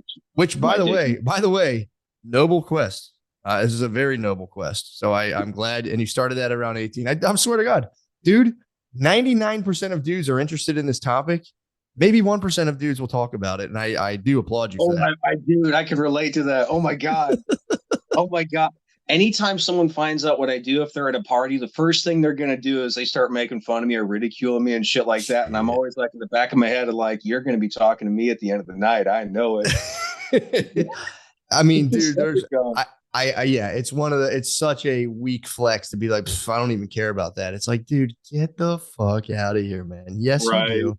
And it's like, dude, it's like you could be a billionaire and you could be like, yo, I figured this out. They'd be like, they would fully set you up with the Tony Stark laboratory. Like, dude, do your thing, please. Right. So you say, yeah, dude, no shame in the game. I've been talking about this stuff forever. I'm all about it, dude. I think, and it's, so I got into this because of, and I do a comedy podcast. So I always try to find it, there's funny aspects of it, obviously, but I got into the movement of like dudes who are circumcised. And there used to be this company, I don't know if you've ever heard of it, called Manhood Canada, where where they basically put like a sleeve on you where you can kind of regain your sensitivity. Oh yeah, it's a foreskin restoration, right? That's Yes, what you're yes. talking So I kind of like started fucking around with that, and it kind of fits perfectly for a comedy podcast because it is funny. I was walking around with like basically like a Velcro sleeve on my dick all day, and it's delightful. It's funny to hear about. It's kind of fascinating. So yeah, so don't at all. If people people want to try to hate, it's like, bro, stay in your lane. And it's like strong guys. Like there's no dude like the strongest dude. Like if you're thinking about like MMA, jiu-jitsu, they're not walking around trying to flex. It's always a dude who's out the strongest. So if you're walking around being like, I don't even care about this dick growing talk, like you said, it's like, bro, I'll see you later. Guarantee you'll be hitting me up in a minute. So go on. So how did you start to study it? Like I would have like, where would you start with this? So that's a really good question. So I mean, I'm just going to try. What I'm going to do for you here is I'm just going to give you as much content as you're willing to get, and you can kind of like parse it, snip it, do what you want. So here we go. Obviously, same thing. I'm like, well, I mean, at that point in time, I knew enough about the body because I was like, well, I mean, the male member, and that's how I prefer to say to it because like I hate male the member. penis. Male members. Like, so what's male member made out of? Well, it's made out of, like fascia and smooth muscle. So I was like, well, I mean, so if I can't be like the biggest dude in the room, I'm going to be like the biggest dude in the room. It's Heard that. it's kind of what it goes, right? Let's go. Like, Let's go. right. Like if I can't swing hammer, I'm slinging hammer. It's one of those. So I was like, let's do that. Let's fucking go. What Yeah. else is smooth muscle in your body? What else is That good question. Basically, all of your blood vessels, your bones start out as that, which is something I'll get into later. Like dude, it's a really, I I got way more than I bargained for the deeper down this road I got. Like there's certain aspects of it that even now, even years down the road, that just blows my mind. Just blows my mind. So I'll get into the start of it, and then we'll start to get in the heart of it, and I'm just gonna like do your thing, man. I got plenty of time. all right.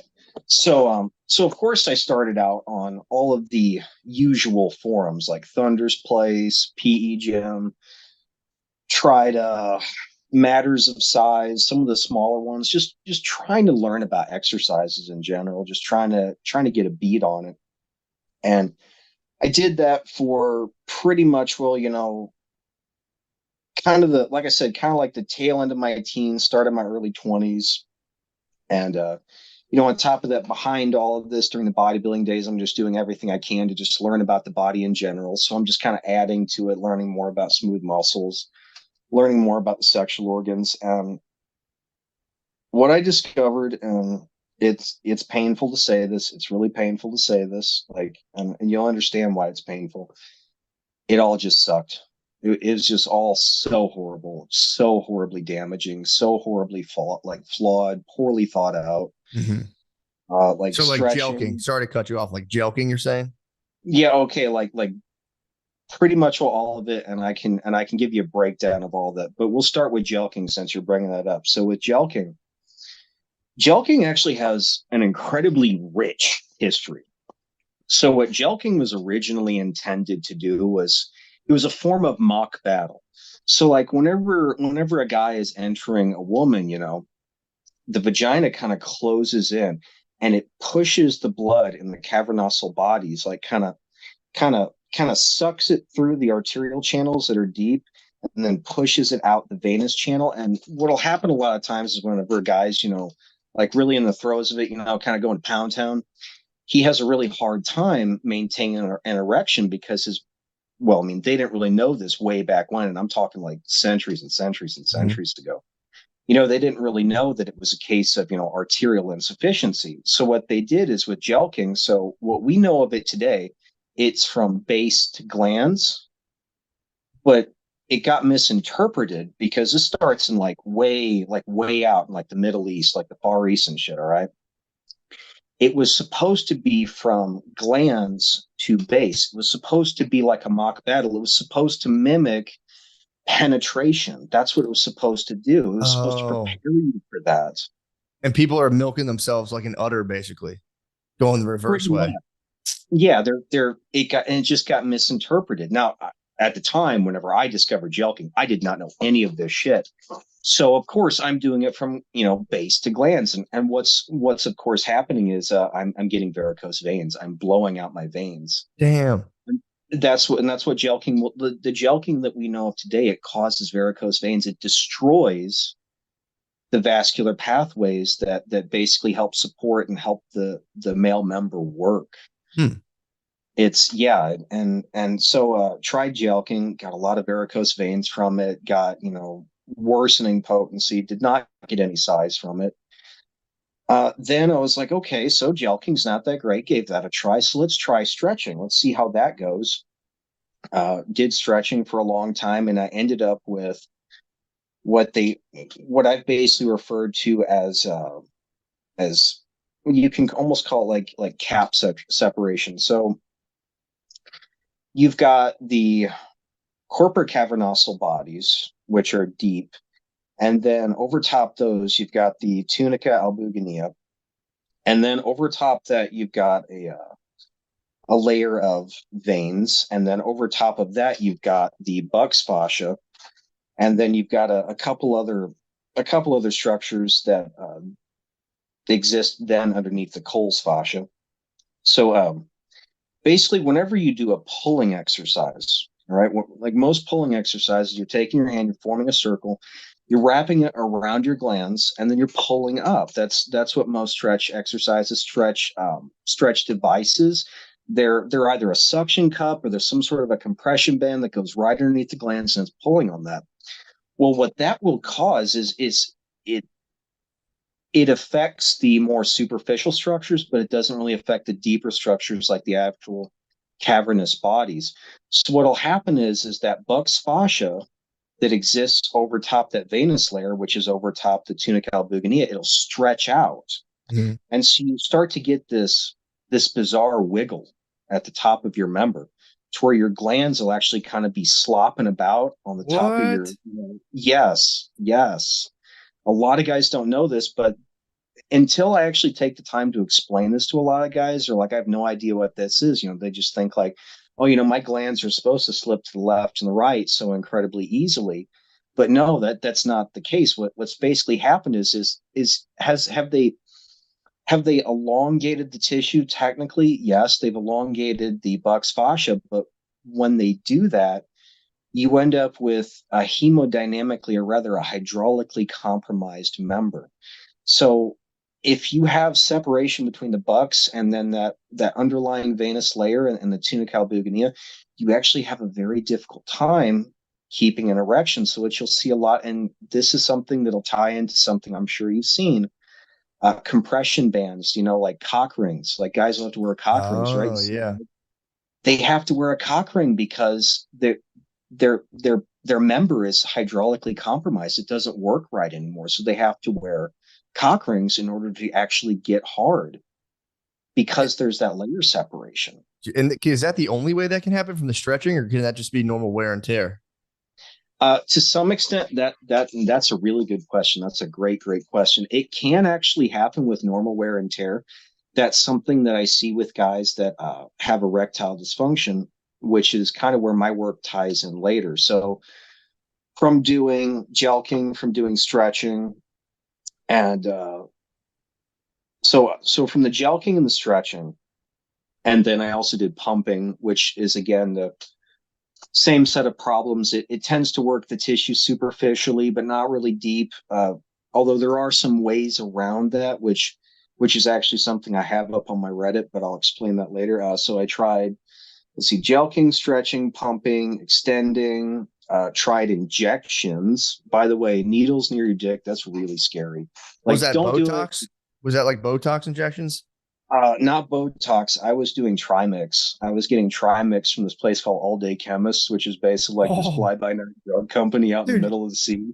Just let me stop you. Your ability to take these experiments to the next level is for real commendable. Like, I tried jelqing many moons ago and I just got scared. I was like, bro, it would like freaked me out. But like the fact that you went all the way on all these things is admirable. So, again, it honestly is one of the most noble quests. So no Well, needles, that doesn't work. yeah, well, okay, so like so the injections actually work really well. They were nice. The injections were nice. But at the same time, oh my God, you think you've ever been hard in your life? Oh, dude, just give it up. The Really? injections are nice, but there's a real risk of infection. There's a real risk of scar tissue. There's a real risk of fucking up the dose and having, a medically induced priapism that could not go down. Like, dude, you got to look up videos of how they drain a priapism. Like they take this large gauge needle, right? And they shove it through your glands, and then they penetrate the cavernosal bodies, and then they suck the blood out. Sometimes they don't even do that. Sometimes they just take a scalpel and just run it through there and just squirt it out like a pimple. Oh my God. Are you serious? I'm dead serious. You do not want to Oh. pry. And that was what scared me. I was like, this is like, I mean, it's okay right now, but when's the day going to come that it's not going to be okay? And someone's going to take a scalpel and be like, Bob's your uncle, Like, I Oh. didn't, yeah, I didn't know that. Oh my God. I didn't know that. Right. And this, so what's the difference between this stuff and whatchamacallit, Botox? Okay, so what Botox will do, Botox will basically it'll basically cause your muscles to be unable to contract.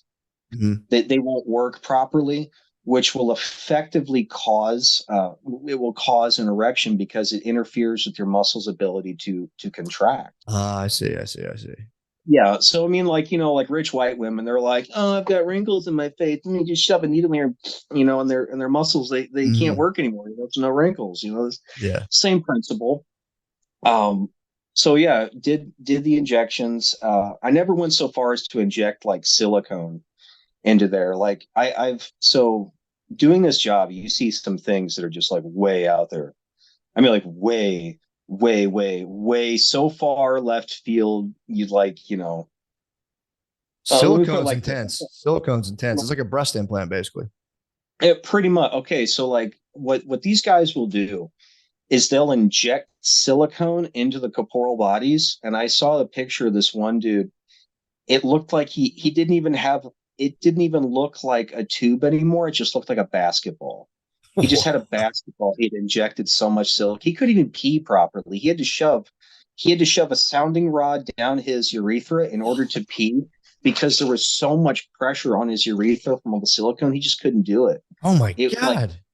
it was fetish taken just a whole next level, or like other crazy stuff is penile bifurcation. You ever heard about that? You split It's it, where a right? guy, yeah, it's where a guy literally sits there and takes a razor blade over several months and just splits the chambers apart. Like it Why, looks like dude? some sort of like death flower.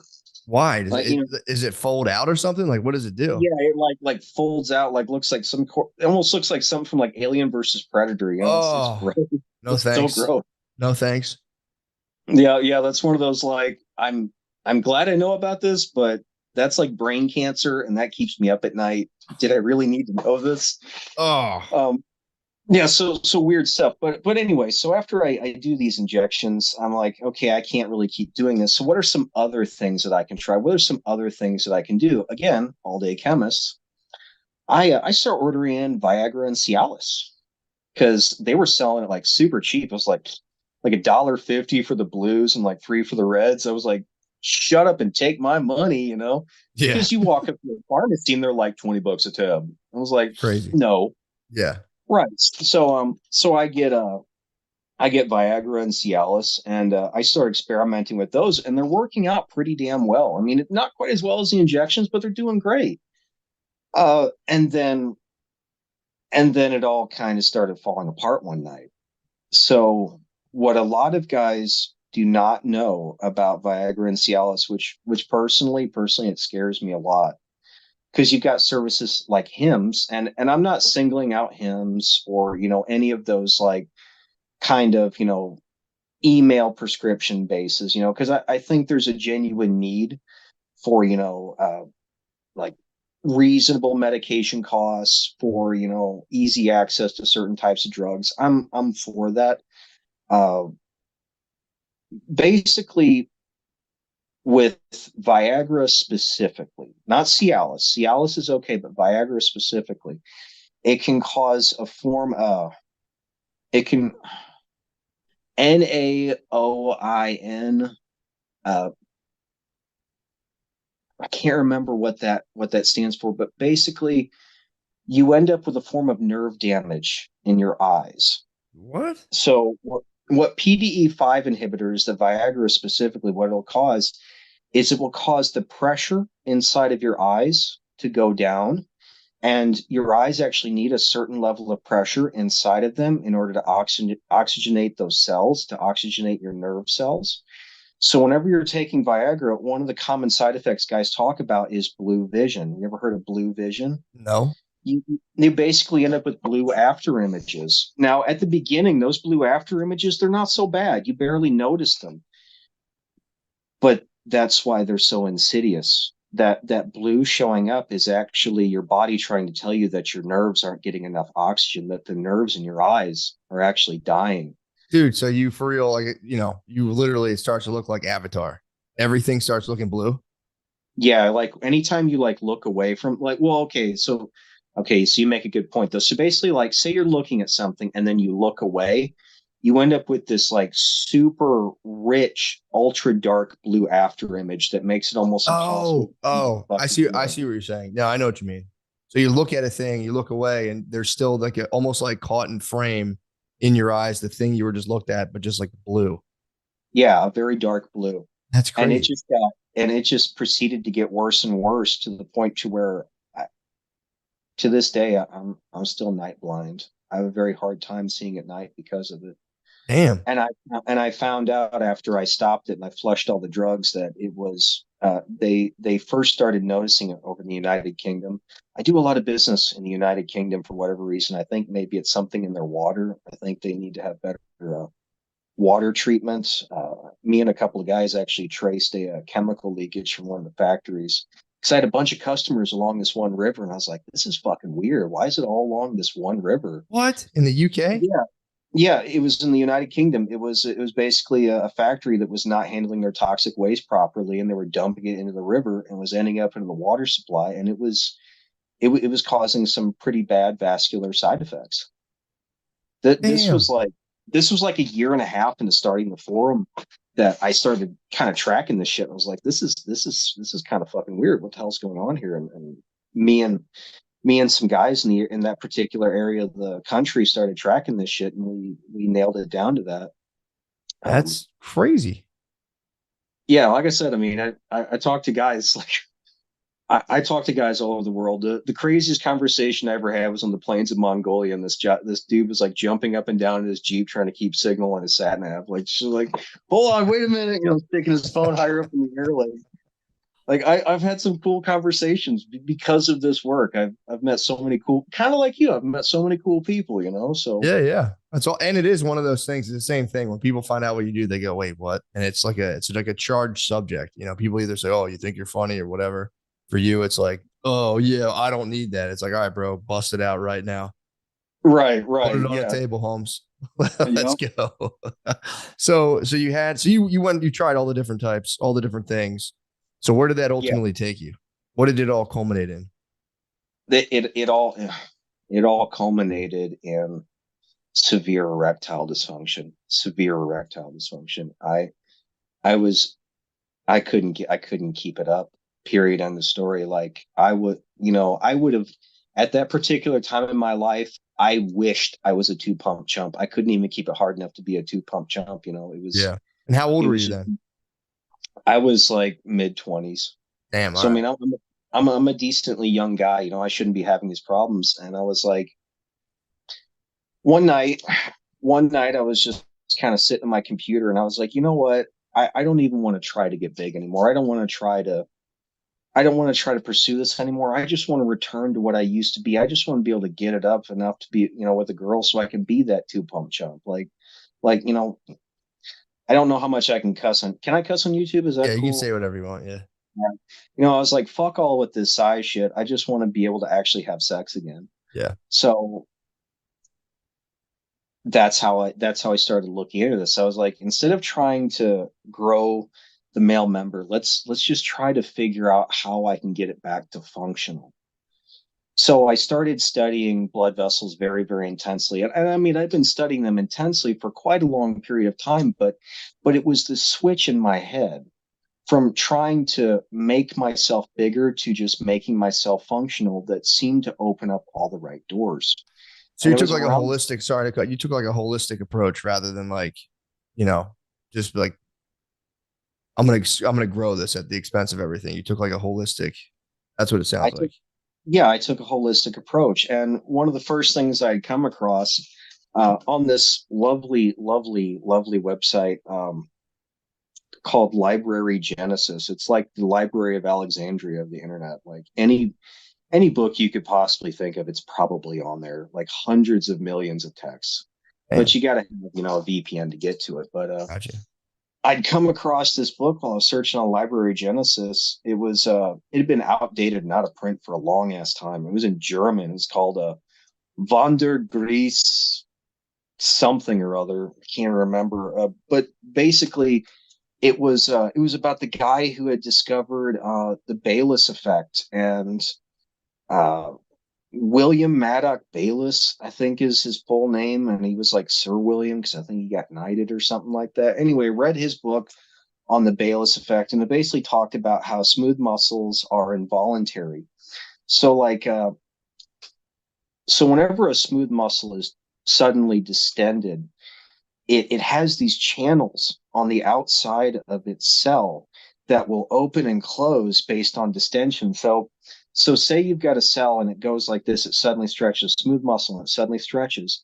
You've got these ion gates on the outside of the cell that will open up and will selectively filter in like things like magnesium and calcium. And whenever that calcium comes into contact with these receptors inside of it, it's like this giant electrical storm inside the cell. You actually, when you look at it under a microscope and something else, I can't remember the name of it, you see like this aura around the cell. It's like static electricity from like a blanket or some shit around the cell, and that's the calcium ions like getting sucked in and then What? creating static. Oh yeah, it's trippy as hell. And nitric oxide is involved in the process.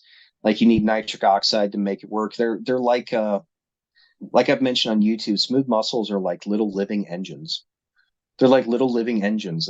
They're one of the things that keep you alive. They're just little autonomous engines that can stack and work together like Legos or something. They're Dude, amazing. it's crazy. I actually was thinking about it this morning in the shower. I'm like, the fact that who knows how many cells in my body all working harmoniously blows my mind on a pretty daily basis. It's like, dude, how are these things all working together? It's crazy. So you're saying that's nuts. So the various little, like you're saying, chambers or like component that are they like the building blocks of the smooth muscle? These little kind of like you're saying, these little engines that kind of whoosh, expand based on like some sort of electrical signal, fill in with the appropriate, their calcium, magnesium, blah blah blah, nitric Oh, oxide. I remember NO Explode. I took it a couple times working out. okay. Yeah. Smooth muscles are basically the building blocks of the vascular system. They're well, I'd call smooth muscles more like the structural support of the vascular system. But Okay. we'll tie that in. We'll tie that in later. So got done pretty much well digging through that book using Google Translate, which by the way is horrible because you could only do like a page, like you could only do like three quarters of the page, and this is like a several hundred page book. I basically just I pretty much will Google translated which chapters I actually wanted to read. And then I would sit there and like slowly, begrudgingly work my way through this book. And it's not translating all that great. Like Google translates great, but some languages it's a little iffy. Yeah, yeah. Especially what I like to call like the dark triangle, which is like Cyrillic languages, not so great.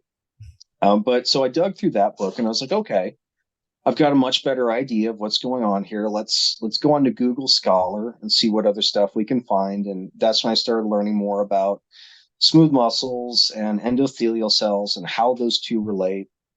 And then I would go back to Library Genesis to try and find some other manuals on that particular topic. And then I pretty much took that as far as I could. And I was like, I need to get a hold of much more up to date stuff. And basically with the money I was making from doing odd jobs and stuff like personal training, did that for a while. I was pretty much throwing it at like research hubs like Elsevier and GitHub, and Elsevier is the only one that's really coming to mind right now. That they're expensive, but I was Yeah, pretty much those things are super expensive. Usually schools like subsidize those because they're just Yeah, they're a I lot of money. actually, no bullshit. I actually went to college just so I could get a hold of the research manual. I got a Nice. degree in sociology, but I mean, I went to college just so I could access to the free shit. I was like, bring Awesome it. move. Let's go. Great idea. It's probably cheaper, honestly. It was genuinely cheaper because like a 24 to 48 hour window, a 24 to 48 hour window of renting, I could set you back like $200-300, man. So like Crazy. if you yeah, so if you're like digging into like, a pretty complicated topic and like the new up to date stuff, your your piggy bank might start out, fat and fluffy. It ain't gonna stay that way. It's gonna look like sad and deflated, and it's not good. Not That's a good. beast. That's an absolutely beast move. Yeah, so I went to college.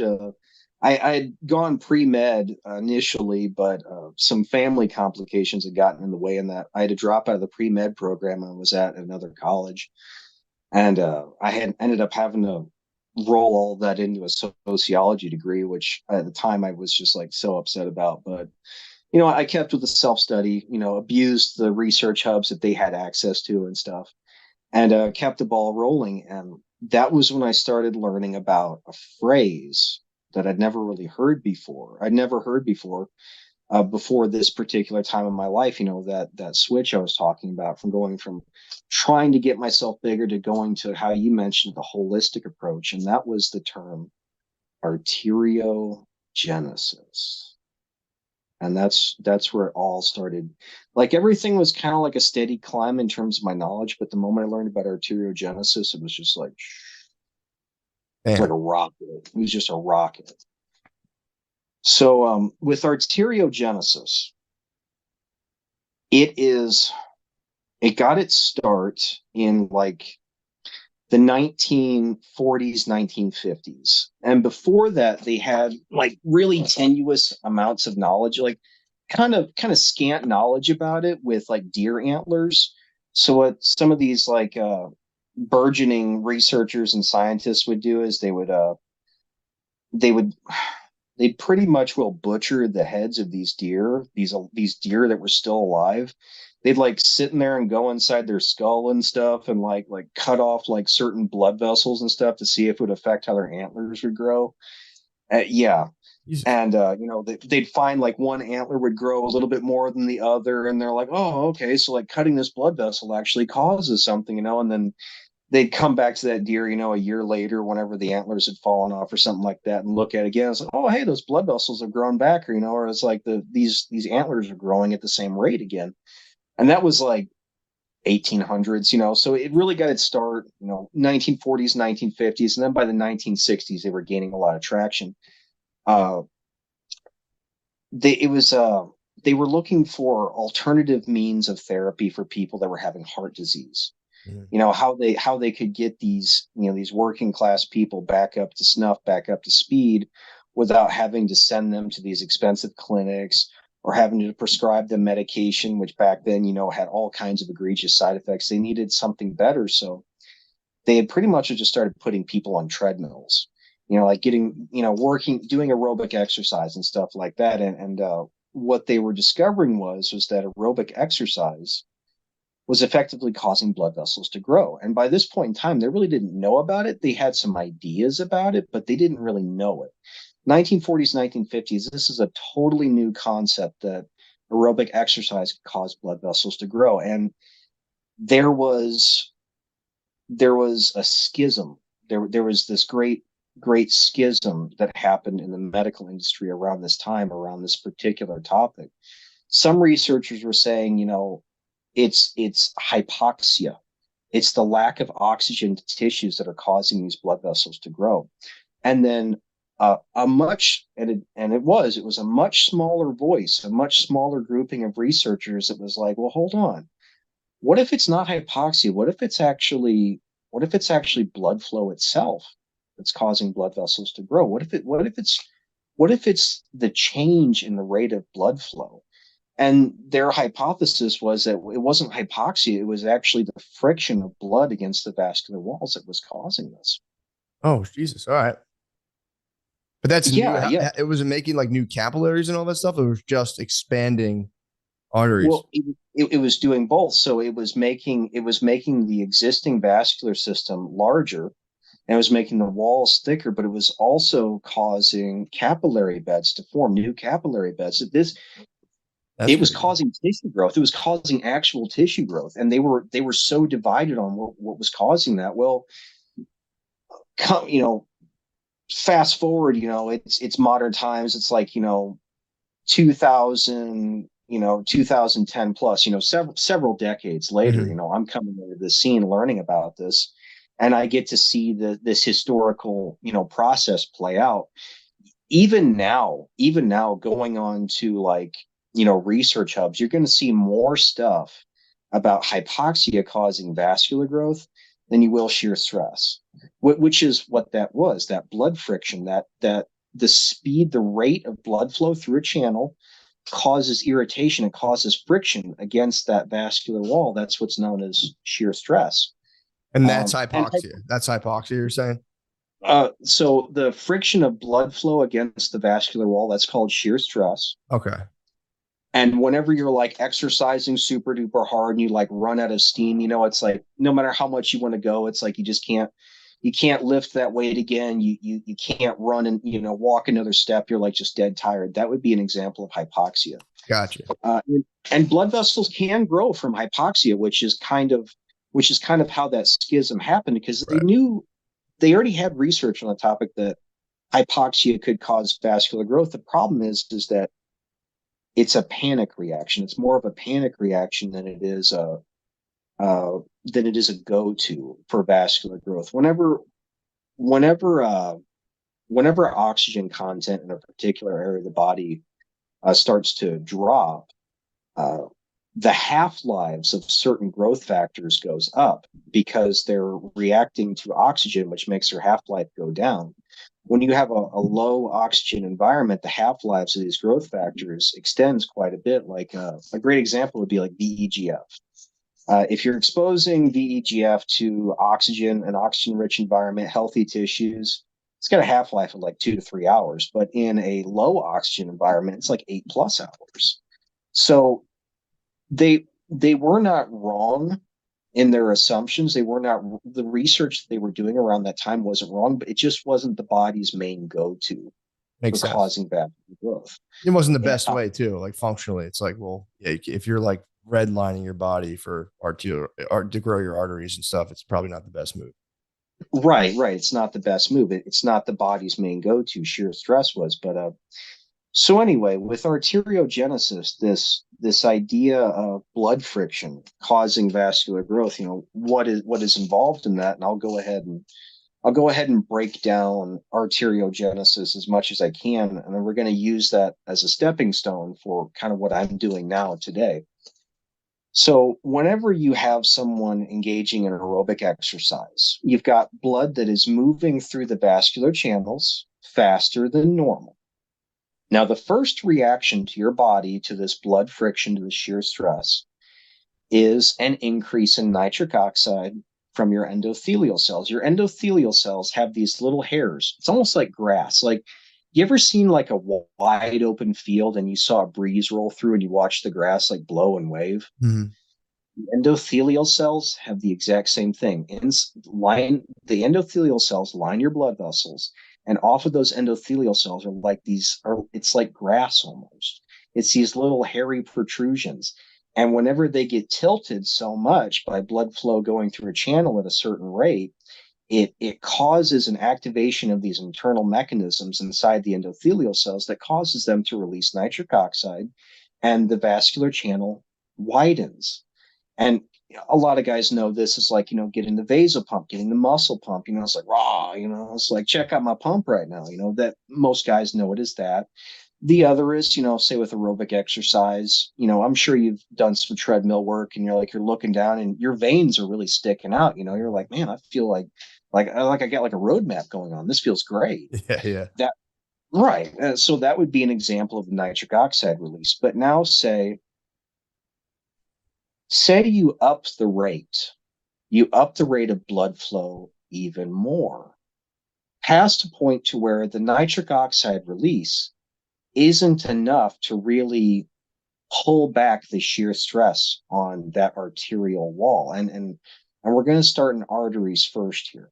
So let's say the blood passing through that arterial channel, you've already released nitric oxide, you've already widened it, but the level of shear stress on those endothelial cells, it's still too great. What does the body do then?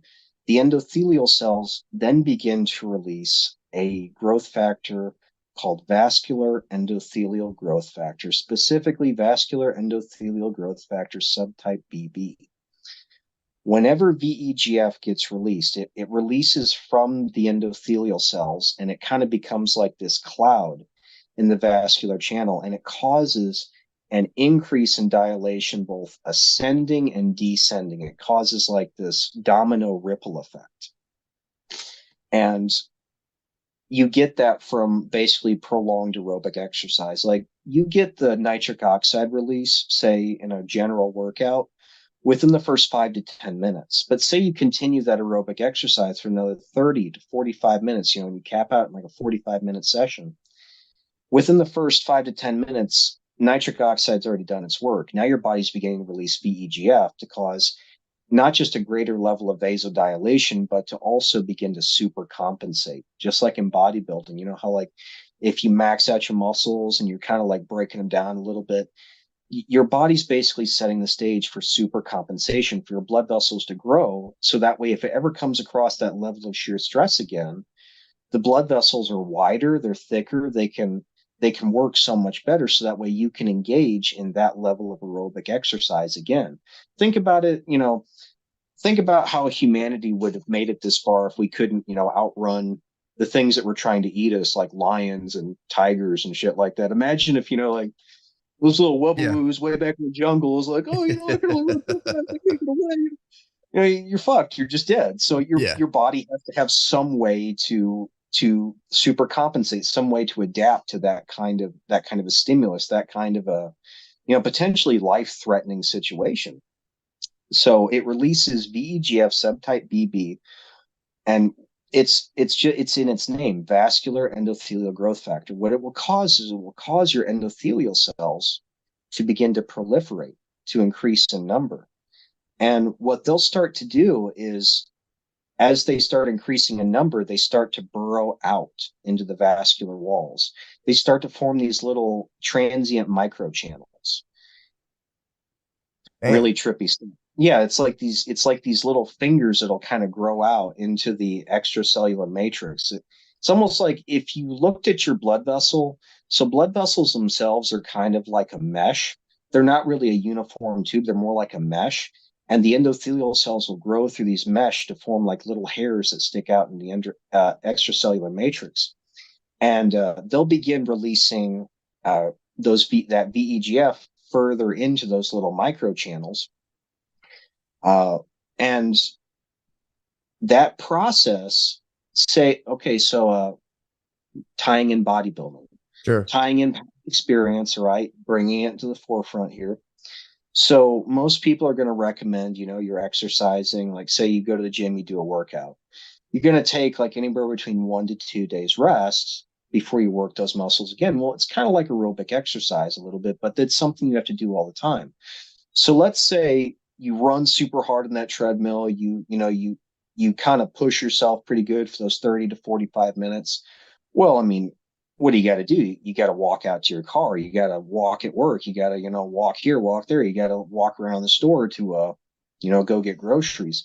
You keep your blood flow up, but you lower the level that you're doing it at. You're not trying to like, punch at the ceiling. You're just trying to maintain, a steady rate here. So you've got your intense workout and then you've got steady state throughout the day. When you combine those two, you're basically helping to maintain those transient channels. That's why I call them transient. Okay. That makes sense. Right. So these endothelial cells will sell out these little hairy fingers into the ECM, the extracellular matrix. during these intense bouts of exercise, and then your steady state aerobic exercise throughout the day, basically, doing your job, you know, walking through the store, stuff like that. And Well, then, so just to stop, this is what I don't know if you ever been to Orange Theory. This is their whole thing. It's like you work out, your heart rate's on a board with all the other people, and that you get splat points every time you're in. I think 85% of your cardiac output. If you're in that zone from 85 to 100, 85 is like orange. If you get to 90, it becomes red. But if you do that for 13 minutes of the hour-long workout, they say they just call it like an afterburn effect, where like you burn hundreds of more calories just because you hit that sustained output for 30. And it sounds like what you're talking about. You get your body to like a red line state, then through your like more steady state activities throughout the day, your body's, like you were saying, just trying to maintain all these little connections you just made. Pretty cool. right, yeah, your metabolic rate goes up because your body, after that intense workout, it's trying to super compensate. It's trying to adapt to what you've done to it. So of course your metabolic rate is going to go up, and all of this is going to tie in together really, really beautifully. So after you've made these little hairs, these little feelers, that's not the end of the process. There's an additional step where shit just gets absolutely crazy. So once you've got these feelers in place, you go to do your next workout after you've done your steady state, just living your life. When you go to do the subsequent exercise, a day, 2 days later, and you re-expose your vascular channels and these little feelers to additional shear stress, they start releasing a different growth factor. They release what's known as platelet-derived growth factor, PDGF. Now, PDGF is pivotal because it is not a growth factor for endothelial cells. It's a growth factor for smooth muscle cells. Whoa. And what it will do is it will release PDGF out into these little feelers. And smooth muscles, they're like little living engines, but in this particular case, they're also kind of like bloodhounds sniffing out a blood trail. They're like, I smell growth factor. I smell the thing that's going to make me bigger. I smell my next meal. And so these smooth muscles will start kind of wiggling around, and they'll start breaking down their structural support. So remember how I was saying that smooth muscles are kind of like the structure of a blood vessel? So what smooth muscles will do is, once they've kind of gotten themselves cemented into a structure, once they've got themselves in place, they'll begin releasing collagen. They'll start making these collagenous sheaths around themselves to hold them in place, but also to give the structure that they're in more integrity. Well, whenever they start to sense this PDGF, they start to break down that collagen themselves, and then they begin to migrate. They begin to migrate from the outer walls of a vascular system towards the channel, towards the internal channel. Damn. So that's like more of those deeper structures you're talking about that these other techniques don't really affect. Well, like I said, we're getting into that. We'll get into that. So you get So what these were you smooth talking about? muscles. Huh? So what did you mean by where are they migrating towards? Okay, so say you've got a tube, right? Endothelial cells are existing inside the tube, Right. and then smooth muscles are existing in the wall of the tube. So what the smooth muscles will do is they'll start migrating from the walls of that tube more towards the inside. Gotcha. And they'll get like right up under these smooth muscles that have migrated. They'll get like right next to those endothelial cells. And these endothelial cells that are, in the main bulk of the channel, they're just pushing out PDGF in just like waves, just big clouds. And these smooth muscles are just bathing in this growth factor, and they're proliferating. They're increasing in number. They're growing because they're being bathed in these growth factors by endothelial cells. And something that we know from studying like the cardiovascular system, like people that say that have heart disease, they have this thing called, what's that called?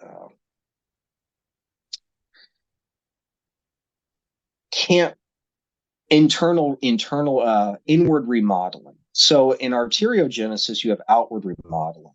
In heart disease, you have inward remodeling. What basically happens is, in the case of heart diseases, you have these smooth muscles migrating inward, and it's causing the channel to temporarily narrow. It's forming what's known as a neo-intimal layer of smooth muscles just underneath this layer of endothelial cells, because the process of arteriogenesis gets halted because you don't have someone that's engaging in steady state. You know, they're living a sedentary life.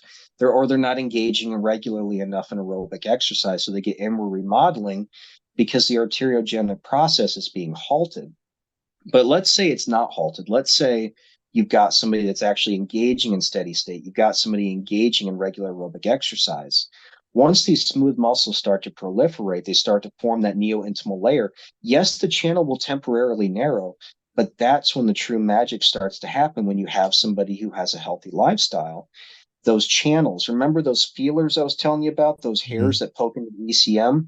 What they start to do is the endothelial cells on the internal part of the channel, they'll begin to ramp down how much PDGF they produce. And then the little feelers out here will ramp up how much PDGF they're producing to cause these increased amount of smooth muscles to migrate back out into the walls. And then you end up with a channel that begins to widen, but the walls are also thicker. And because you've also maintained those feelers, you have increased capillary bed density as well. You have actual factual structural growth here. You have verifiable growth. You have growth you can actually see. When you like look down a microscope, you can see this channel's bigger. You can see the capillary bed density has gone up. So I was like, coming from the guy who has erectile dysfunction, I was like, holy fucking shit, how can I apply this? Like, holy shit, how can I take advantage of this arteriogenesis? And I hit a wall. I hit a big ass wall because there's not many books written about the vascular system of the male member. There's just not. Why? So I had to do there's a lot on like the cosmetic end of things, like, say like soldiers that have had like an IED and they have to put like their junk back together. Right. There's a lot of surgery manuals, but there's not too many vascular models. But I did eventually find some of the knowledge I needed studying surgical manuals, and then even more kind of studying the philosophy of sex itself. The best way to learn a language, immersion. Living where the language is spoken and using it every day. But if that's not in the cards this year, you can still learn a language the second best way, and that's with Babbel. Don't pay hundreds of dollars for private tutors or waste hours on apps that don't really help you speak the language. Babbel's quick 10-minute lessons are handcrafted by over 200 language experts to help you start speaking a new language in as little as 3 weeks. Babbel's designed by real people for real conversations. I honestly might start doing this with Maya. My daughter, for some reason, burns with the passion to learn Spanish. She wants to know everything I say. She's like, well, how do you say that in Spanish? I'm like, bro, I don't fucking know. But I might actually start doing Babbel with my daughter and see. I'll let her do Spanish and see if it works. I think it actually does work. I've studies from Yale, Michigan State University, and others continue to prove Babbel is better. One study found that using Babbel for 15 hours is equivalent to a full semester at college. Babbel has over 16 million subscriptions sold, plus all of Babbel's 14 award-winning language courses are backed by their 20-day money-back guarantee. There you go. Here's a special limited-time deal for our listeners. Right now, get up to 60% off your Babbel subscriptions, but only for our listeners at Babbel.com/drenched. Get up to 60% off Babbel.com/drenched, spelled Babbel. I don't know why I got all fucking sassy with that. Babbel.com/drenched. Rules and restrictions may apply. I did that Boosie. INDEP. Our next sponsor needs no introduction. You've seen the ads. You've heard us talk about it a million times. And I bet there's a big part of you, pun intended, that wants to try it. What am I talking about? Blue Chew. That's right. This isn't your grandpa's blue pill. This is the one. The OG chewable tablet for sex. For better sex, I should say, because you're harder. Blue Chew is a unique online service that delivers the same active ingredients as Viagra, Cialis, and Levitra, but at a fraction of the cost and in a chewable form. The process is simple. Sign up at BlueChew.com, Consult with one of their licensed medical providers, and once you're approved, you'll receive your prescription within days. I've heard it works really well. Again, for the time being, I still get hard as fucking hell, but I'm sure these things are everyone I've ever talked to about these says they do steal you up. Obviously, use them responsibly. Blue Chew tablets are made in the USA and prepared and shipped directly to your door. The best part? It's all done online. That means no visits to the doctor's office, no awkward conversations, and no waiting in line at the pharmacy. You can take them anytime, day or night, so you can plan ahead and be ready whenever an opportunity arises. Blue Chew wants you to have better sex. Discover your options at BlueChew.com. Blue Chew wants the entire country rock hard. They told me that's the mission. They will not stop until every man is bricked up like a brick house, till every tent is pitched, till every rod is raised. Discover your options at BlueChew.com. That's pretty noble. And we've got a special deal for our listeners. Try Blue Chew free when you use our promo code DRENCHED at checkout. Okay. Just pay $5 for shipping. That's BlueChew.com, promo code DRENCHED to receive your first month free. Visit BlueChew.com for more details and important safety information. We thank Blue Chew for sponsoring the podcast. In a world of slot reels and blackjack deals comes the must-play event of the summer from DraftKings Casino, featuring nonstop action and an all-star cast of games, including A-lister Loki's Luck. This summer blockbuster is the one you won't want to miss. Plus, new players can get $100 instantly in casino credits with just $1 wager, and all players get a blockbuster bonus every week. So sign up with the code SECRET and grab your popcorn. It's showtime on DraftKings Casino. Gambling problem? Call 1-800. We're glad you're here. Call 1-800-GAMBLER, or in West Virginia, visit www.1800gambler.net. In Connecticut, help is available for problem gambling. Call 888-789-7777 or visit ccpg.org. Please play responsibly. 21 plus. Physically present in Connecticut, Michigan, New Jersey, Pennsylvania, West Virginia only. Void in Ontario. Eligibility and other restrictions apply. New customers only. $1 wager to earn $100 in non-withdrawable casino credits that expire in 168 hours. Terms at casino.draftkings.com/blockbuster.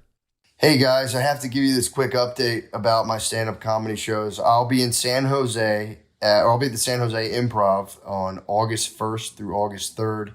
Stand-up live, Phoenix, Arizona, Portland, Oregon, Helium Comedy Club. Philadelphia just added a couple new shows at Helium. Also, the big ones are Capital One, Tyson's Hall. Let's not make a big fool of myself there. It's a big theater. And Town Hall, New York, for the New York Comedy Festival. Please get all your tickets at mattmccusker.com/dates. There's other cities up there too. Boston, Wilbur, blah, blah, blah. Cleveland, Providence, all that stuff. Milwaukee, that's all of them actually. So come on out. Bye. I kind of became a philosopher of sex. I'd like for you to elaborate on that. Also, is this still while you're in school for sociology? Yeah, I'm doing all of this. That's so wild, dude. And you said, did you just keep all this stuff to yourself, or were you talking to people about this stuff, or like, how did you? I'd try to talk to guys about it, but it's kind of like you were saying, you're like, oh, I don't have that problem, it's like, I'll see you later, it was one of those. Yeah, for sure. And, I kind of got encouraged by that along the ways, up close in person, like in the big groups, the guys would push back at me, but it would always be at the tail end of the night, say I was at a party, I'd end up chilling with the boys and they'd just ask me about it, like, tell me more about this, they want to kind of like relax down, they're like, man, I got to hear more about this, and and then that encouraged me along the way. And, I took advantage of course, things that we have available to us, which is, the synonymous Pornhub. As any guy, I'll tell you, like you're gonna spend so many hours of your life on Pornhub. It's just gonna happen. For sure. But instead of me being the guy, holding my junk in my hand, doing one of these, I'm sitting there with like a pad and paper, like watching, like, okay, so what's this going? What's this doing? And I started watching videos specifically of like. I tried to get to the heart of the philosophy of sex in the male member by studying instances where procreation was most likely to happen, how adaptations could be passed on over time, how a structure could form over the centuries, the millennia, based on who is actually getting a chance to procreate. And so I started studying females. Females are basically the ones that are helping guys, propagate themselves, making the next generation of males. So I started studying female sexuality, how females move during a sexual encounter when they are pursuing orgasm. And so I just started watching videos, of like, cowgirl, girl on top type motion, type videos. And yeah, not, it's not, I'm not sitting there with my dick in my hands. I'm sitting there with a notepad and paper in my hands, like, okay, so like what's going on here? And This what is I the most noticed, impressive part of this, by the way. The fact that you're able to do that. yeah, I'm sitting there. I mean, oh, don't get me wrong. I mean, it was like so tempted to just sit there and, beat one out really fast. But I was like, no, I gotta stay on top I of mean, it. unbelievable. And then, so you were studying, you wanted to see, and why did you study that specifically? I wanted to study it because there was something inside of me. There was this little voice telling me that was where the answer lied. That was where the answer to my problems lied. So I started looking at how females moved in these positions where they're the sexual aggressor when they wanted to go towards orgasm, because uh, without getting too deep into the thicket here, whenever females orgasm, there's a much greater likelihood of procreation actually happening, of the semen actually making it to where it needs to go, get to the egg, baby happens. So I was like, how are these females moving? And it was like this undulation, the way that they would move whenever they were pursuing orgasm. It was the way that they would tilt their hips coming down, going up. They would tilt back whenever they were squatting down on the guy, and then they would tilt towards the guy, like towards his head, whenever they were rising up. And I was like, what the fuck is that? What are you doing? What kind of like primordial dance are you doing right now that it's like, I know the answer is there. What the fuck is that? And so I was like, I gotta dig into these research manuals more. I gotta figure out what the fuck's going on here. So I started looking at pelvic anatomy, at the blood vessels in a male's pelvis. And what I figured out was that the male member was supplied off the aortic forks that go down into your legs. So you've got the main aortic trunk, right? And then you've got these forks that go down into your legs. Well, in the pelvis, you've got these other ones that are called the iliac arteries. They're like these little offshoots. Well, actually, they're pretty large offshoots that feed, the tissue masses in your pelvic girdle.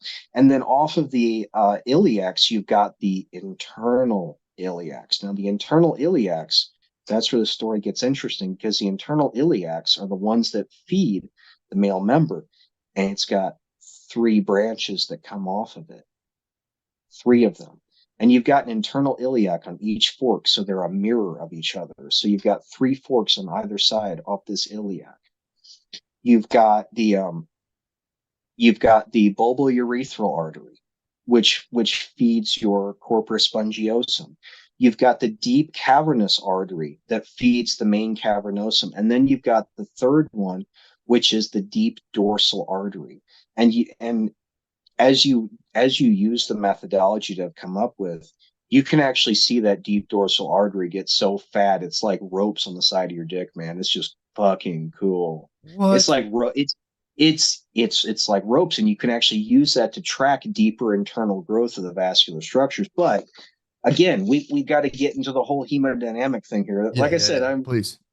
I'm going to give you as much details and stuff you want to work with. So I got looking at like so we've got females that are engaging in like this primordial dance whenever they're pursuing orgasm. And I know that orgasm, whenever that happens, you've got a much higher chance of procreation. So females have been causing male sexual structures to adapt to this dance over time in order to work. Because like, say that girl, that woman, she's sitting there doing her dance, doing her thing, and your dick's going soft. Make babies, babies, procreate, have kids, So, Yeah. so like the guys that have these structures in place that kind of match up with this dance, those genes are being passed on. They're being adapted. They're growing. They're improving in their efficiency. So I knew that somewhere in my genetics right now through, however many centuries or millennia of evolution have adapted to this dance. So I was like, so the female is pulling her pelvis towards me. Like, say, you got a girl riding on top, her pelvis is pulling towards me. It's her vaginal wall is dragging on that spongiosum. Now, where's that blood going? It's getting pushed up into the glands. Now, where the fuck is it going from there? Where is it going?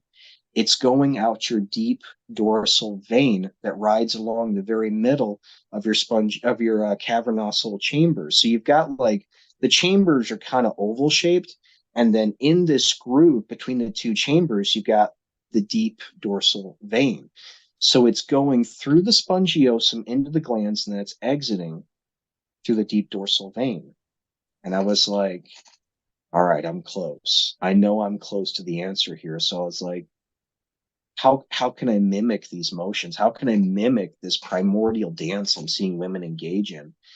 And I just tried to come up with different hand exercises, and most of them are failing until I started coming up with what I've got on my subreddit now, which are the Angion methods. The first thing I started doing is I started rubbing the deep dorsal vein. I started trying to pull blood through that vascular circuit, what I refer to as the bulbodorsal circuit. Bulbourethral arteries feeding up through the spongiosum, bulbodorsal circuit. That didn't work out so well. Stimulating just the veins, what I found out is they would collapse because of how they're designed. Once you try to pull blood through them, they'll just kind of collapse on you. It didn't work out so well. So I was like, well, what about if I tried pushing blood up into my glands and then squeezing it and then firing it down the deep dorsal vein? That worked a little bit better. But I still wasn't quite encapsulating it. And then one night I was like, why don't I just sit here and take my fingers and I'll make like this, undulating circular motion, and I'll just continually push blood up into my glands and out that dorsal vein just to stimulate this circuit I've discovered. And that was when the magic started happening. So I'd started to see a little bit of potency. So I was getting encouraged because I knew I was on the right path, but I could tell it was so inefficient. But once I had started rolling my fingers up the spongiosum to push blood up into my glands, that's when my erectile potency just started going and going and going and going. And then spongiosum, sorry, let me stop you right there so everyone knows. That's the bottom part. That's the soft, squishy part that's around your urethra.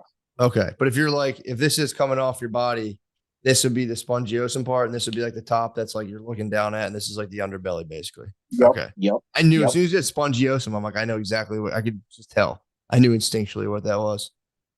So that's you're saying that undulating circular movement sends it up through the glands, the tip, then back down through these side veins. And then where does it go from there again? It basically goes back into your heart. It goes back out of the into picture. the regular. Oh, so it's just those three things. The bottom part, glands, straight down through those side dorsal veins. Yeah, you're just stimulating a small portion of your vascular system. You're basically causing blood flow to speed up in one particular, area of branches within the vascular system, and your body's just kind of absorbing that, doing its own thing. You're basically doing targeted cardio, just targeted cardio. That's really all you're doing here. Yeah.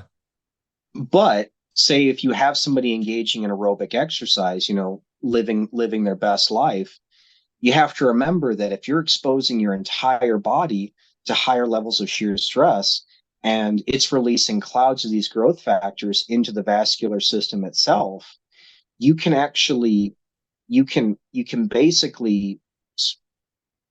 cause the process to just explode. You can ramp up the efficiency of these exercises so much more.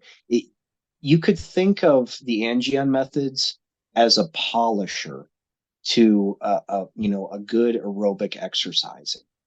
Gotcha. All you're doing is you're basically taking advantage of all the growth factors that get made throughout your body, throughout your vascular system, through general aerobic exercise, and then you're targeting it.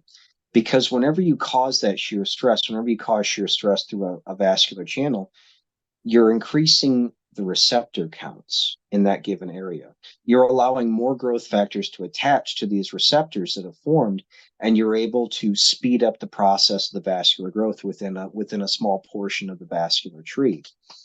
So so I started experimenting with what I call the Angion method 3.0, and my potency just went through the roof. Like super physiological woodies, waking up with morning wood every single day.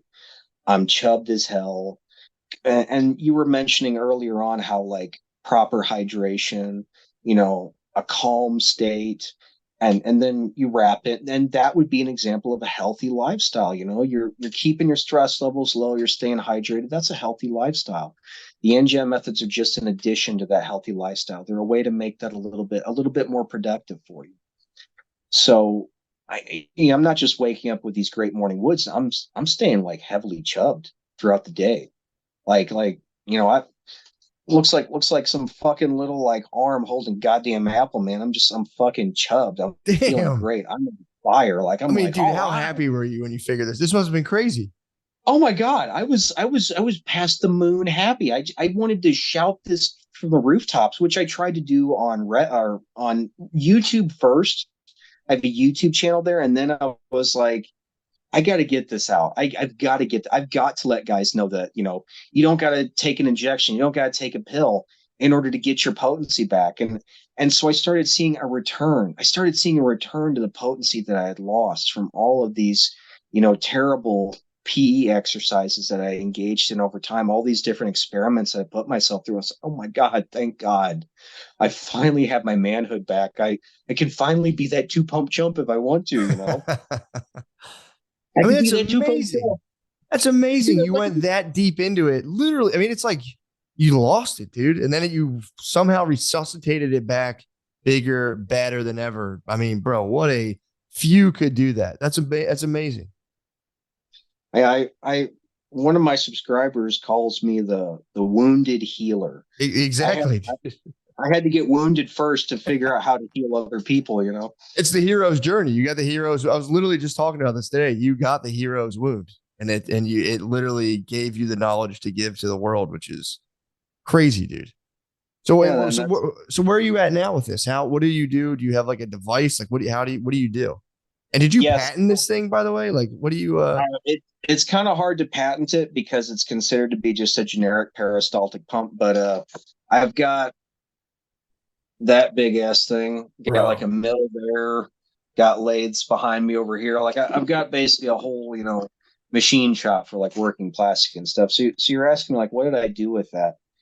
Um, I actually got talking about some of the stuff with a good buddy of mine, someone who knew about my journey and whatnot, and was kind of going through similar struggles. And he was like, "Why don't you look up peristaltic pumps, man? Why don't you look up how those work?" And it was like the very first time I'd ever seen like a GIF of a peristaltic pump. It was that same fucking motion. It was the same shit I was doing with my fingers, but they were using rollers instead of fingers. Mm. I was like, oh my God, I've got to make this thing. I've got to make this. I have to make this. But at this point in time in my life, I was a researcher. I wasn't a craftsman. I fucking sucked at this shit, man. The first angio wheel I ever made, it was like this, like, like it was just shitty as hell, man. Like the cast reels are all wonky. The pieces of wood I was using were all like bowed and fucked up and shit. But I got to use it and I got to see what it could be. Because when I started experimenting with this, rough as it was, poorly crafted as it was, I started seeing my potency go up even more and even more and even more. And I was like, I didn't know what to do with it. I wasn't in an entrepreneurial mindset. I was still in a researcher mindset. And then this dude, this guy, David, if you're watching this, I am forever going to be thankful for you. If you happen to watch this, I'm thankful for you. This economist up in Maine who had, quite a bit of money just kind of sitting around looking for something to do with it. He reached out to me through one of the forums I was a part of at the time. And he was like, I will pay you to make this for me. And I hesitated. I was like, I'm not that good of a craftsman, man. I just made this thing. I have no experience making things. Like, I don't care.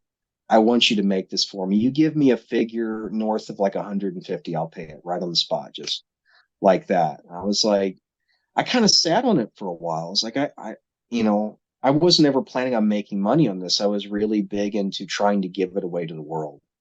I was really big on trying to give this answer because I know so many guys out there struggle with erectile dysfunction. I know the side effects of the drugs. I know the dangers. I know the hazards.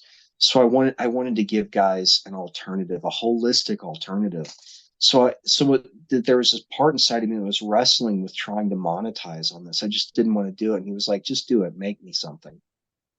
So I made him the second angio wheel I'd ever made, and I mailed it to him. And like he even asked me to like sign it and autograph it and stuff like this. So I did. Awesome. And life kind of happened around that particular point in time. My mom got really sick around the same time. She got really, really sick, and we were having a really hard time paying medical bills and paying for like gas bills and stuff, just getting her back and forth in the hospital. And I had no other real options. I had graduated college. I had a bachelor's degree in sociology. The job market, though, was saturated. I had bunches of job interviews lined up. They were all falling through. I was like, I gotta figure out some way to make money now in order to get her through this rough time in her life. And so I started an Etsy, and I told the fan base I'd already built up on YouTube and Reddit about, hey, I'm going to start selling this device. And it just took off like wildfire. The very first sale I ever ran, I made $8,300. Awesome. Yeah, just like right there on the spot. And I took the lion's share of that, and I used it for my mom's medical bills and to get her to and from her doctor's appointments. But what I had left over, I started investing into machinery, into a proper shop.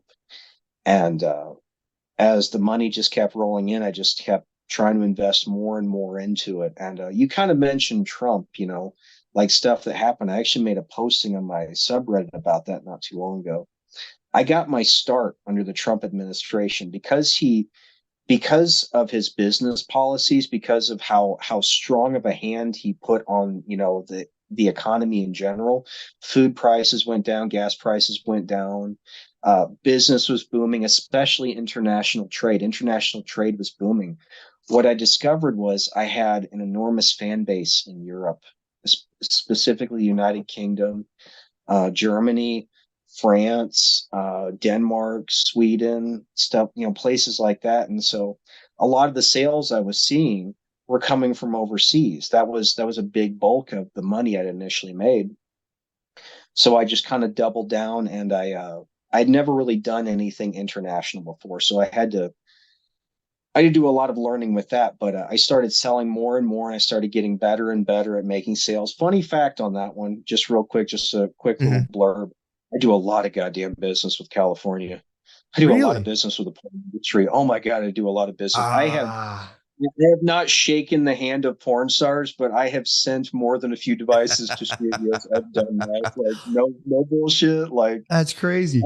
Yeah, I've had some porn stars reach out and be like, "Bro, you my man." I was like, "All right," because they're doing the drugs too. They don't want to sit there and inject shit in their dick so they could do that scene. They just want to like go in there like a champ, be like, "All right, man, I can pump this out. I got this." Yeah, that's amazing. So, I started doing a lot of business with the porn industry out in California. That was the main thing. Like, it was international sales, California. That was like the bulk of my sales, California. That's crazy. And then the rest of the states, started kind of coming in as my research, got off the ground, as people started word of mouth, talking about me and stuff. And I just gotten better and better. I started out making devices out of wood, and wood's a great medium. Wood's cheap, but wood warps. Wood is prone to cracking. Wood is prone to all kinds of structural issues. So I was like, how can I do it better? And so I started doing plastic. And sorry, I kind of got my baby girl's crib right there because we're kind of remodeling upstairs. Yep. But can you see that big ass white thing in the corner there? Yeah, what is that? So that is half of a 500-pound slab of plastic. What? Yeah, an 8-foot by 4-foot slab of plastic. I will buy plastic like rod stock and plate in big ass bulk numbers, And so that way I can offer guys a reasonable rate. Because, like, I mean, yeah, I'm a businessman, and yes, I need to make money at the end of the day. Because I also got a family. I've got, Sure. I've got 2 kids, and my wife probably doesn't want me to say this, but I got a third one on the way. God damn, dude. Congrats. That's awesome. Thank you, thank That's you. So amazing, bro. That's awesome. yeah, so I mean, I have to make money, but I also want to make sure that I don't price out the average Joes, the Right. people, the working man who wants to come home after a long day's work and be able to make love to his wife. I don't want to price them out. So what I'll do is I'll buy as much in quantity as I possibly can so I can keep my prices low. If I were to try to make, so right now I sell an angio wheel for $254.99, which I know that's still up there, but I'm not able to buy as much of in bulk to get that price lower. I'm working on that, but say if I were to try to buy slab on demand, to try to to get angio wheels out the door faster, I'd almost double the price. I'd price out the average Joe. Right. Right. So what I'll do is I'll do a lead time of anywhere between 6 to 8 weeks.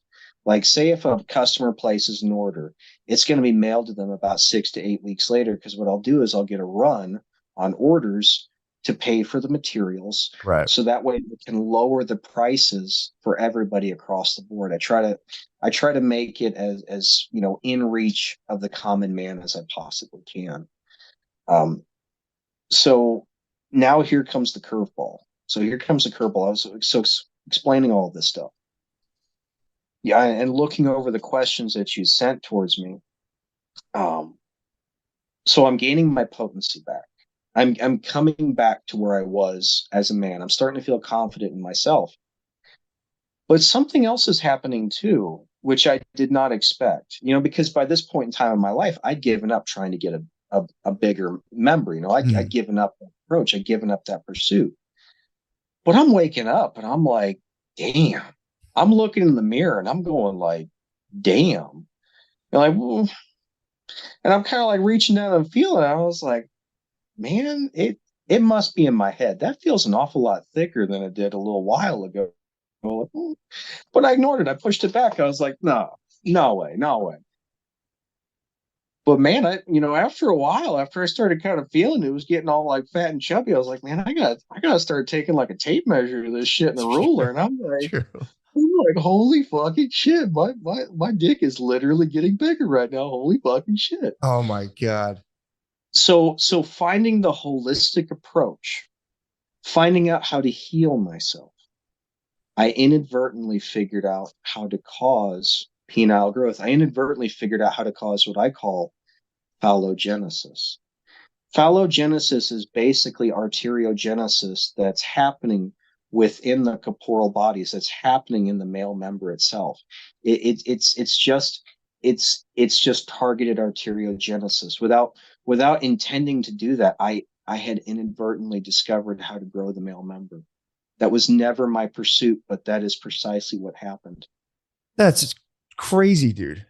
And it makes sense. I mean, it makes sense on a level that's like, you're talking about into like evolutionary history, the leaving the male body, studying the female body, the motion they're making, it all makes sense that there'd be a biological payoff for, a woman to get orgasm because therefore they can have a kid. And there's like this corresponding change. Because if you do cardio, there's a corresponding change.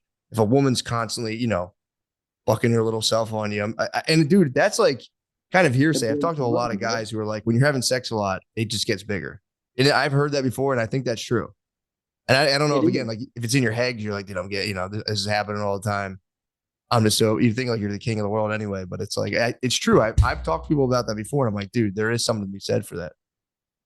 Right. And it does. It like even this far along, there's still stuff that just blows my mind. Like I try to stay humble with it as possible because I know where I came from. I came from a guy that wishes he could have been the 2-pump chump, and now I'm hung. It's crazy.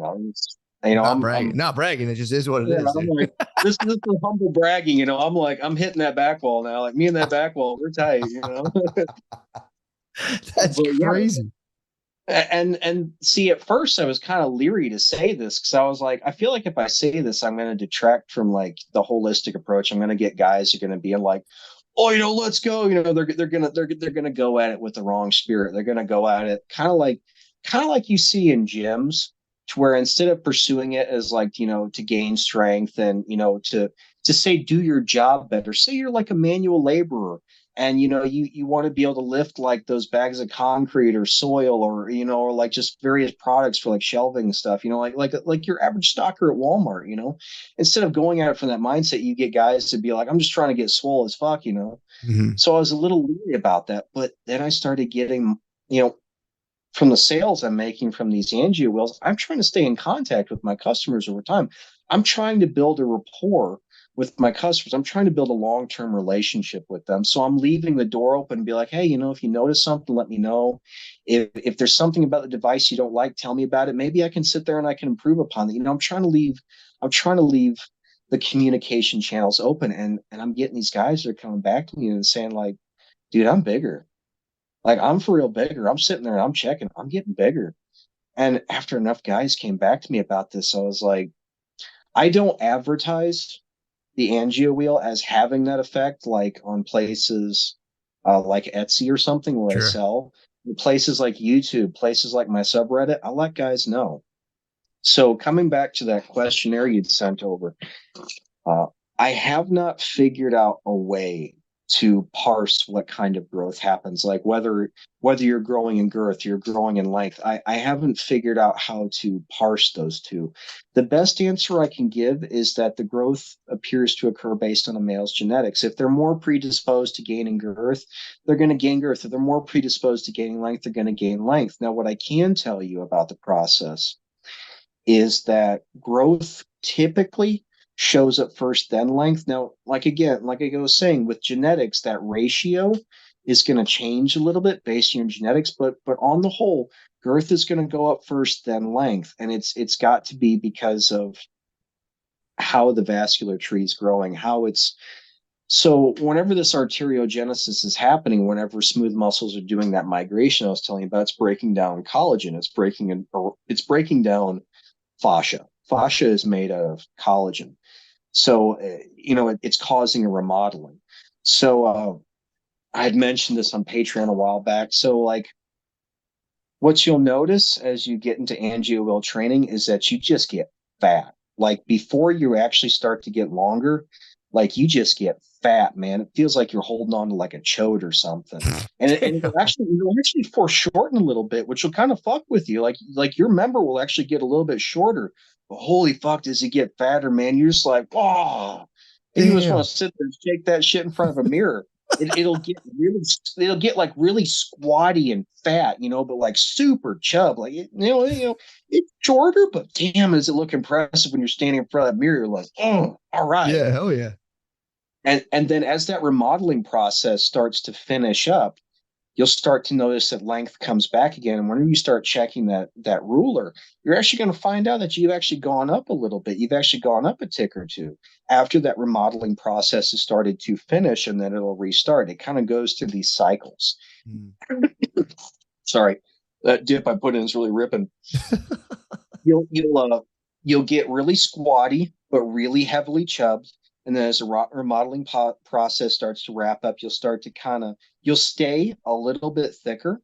Okay, like I said, you're going to gain that girth, but then you'll start to notice the length will increase.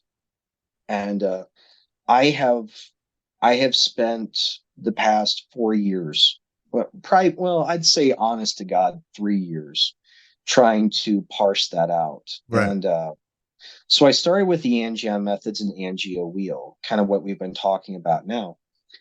But I really wanted to try and figure out a way to enhance that process, to take what I had known a step further, even further than I had already gone before.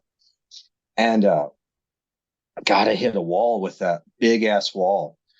And then I don't know about you, but I'm like a martial arts movie fan, like Bruce Lee, Jet Li, Jackie Chan, like, whoa, Yeah.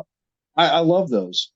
And growing up, I'd always sat there and watched, like, those type of movies, like Enter the Dragon, Unleashed with Jet Li. That's one of my favorites. Drunken Boxing, Showdown in Little Tokyo with Jackie Chan.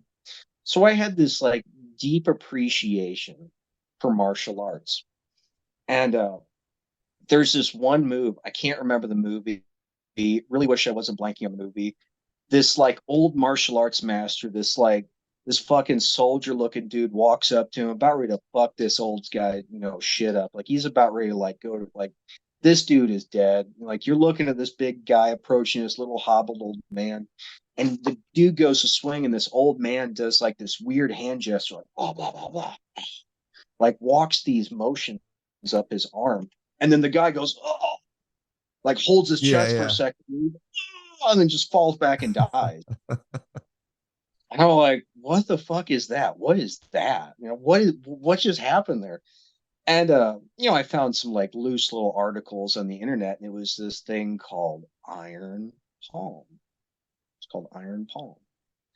So what iron palm is it's a study of martial arts that has to do with fluid displacement. It's about using a person's vascular system against them.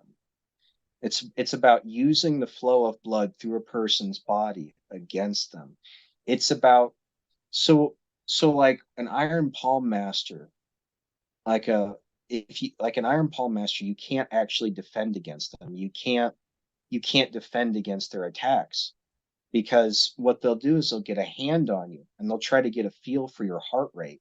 And then they'll sit there and they'll punch your body based on the rhythm of your heartbeat in order to basically fire blood into the central cavity of your body to cause internal organ damage. Jesus, man. That's real? Yeah, that's real. That's what? Real. There's a move in martial arts that is actually inspired from iron palm. It's called the touch of death. So basically, after an iron palm master has sat there and fired enough blood from your limbs into the central masses of your body, your organs are basically bleeding. It's basically causing like your capillaries to rupture. It's causing like blood to pool in your internal cavities. What they'll do is they'll kind of put this finishing move to where they'll almost like gently set their hand on you to just finish that last bit of compression of firing the blood into your central cavity. And they'll pretty much will cause organ failure. And it's like the person just falls over and dies. And I don't know if your subscribers would be able to look it up. You'd probably be able to find it. There was this iron palm master back around like the World War II era. He got called out on a sailor's vessel, like show us this move, whatever. And they pull out one of these prize stallions that they had on board. He was like, kill that horse. Like, let's see this shit. Kill that horse. And the guy, based on the story, he sets his hand on the flank of this horse, which was him feeling the horse's heartbeat, getting a feel for its rhythm. And then just as he feels the blood flow come up, as he feels the surge, he presses it down really fast. And at first nothing happens, like nothing's going on. And all of a sudden the horse starts to wheeze really bad. And then it falls down on its front legs, and then it just falls over and dies. And whenever they did an autopsy, they found that it had a bleed in its abdominal cavity. It basically bled out inside of itself. Jesus. Yeah, so I learned about this, and I was like, all right, that's pretty cool. That's a totally cool ass subject. Don't know what the fuck I'm going to do with that. Yeah, true. Right. I was like, sometimes you'll come across shit in research. It's like, okay, so I came up with this cool thing. Now what the hell do I do with it? And I got thinking, I was like, well, wait a minute. So you've got these cavernousal chambers. And what's interesting, so have you ever heard the joke? You ever heard the joke that a man has one more bone in his body than a woman except during sex? You ever heard that joke? I have heard something about that. I forget exactly. Oh yeah, obviously because it's in her body. Yeah, got you. Right.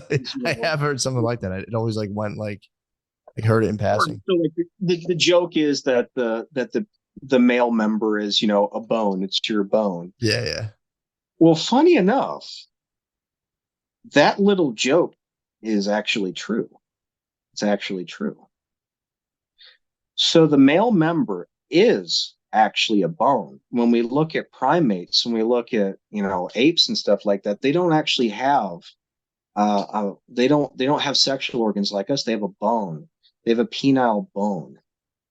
And it's been through adaptation, evolution, that the human sexual organs, they're no longer calcifying, but they still have the same structure as a spongy bone. The male member, based on the research, based on everything I've studied, the best way to describe it is a partially differentiated, non-calcified spongy bone.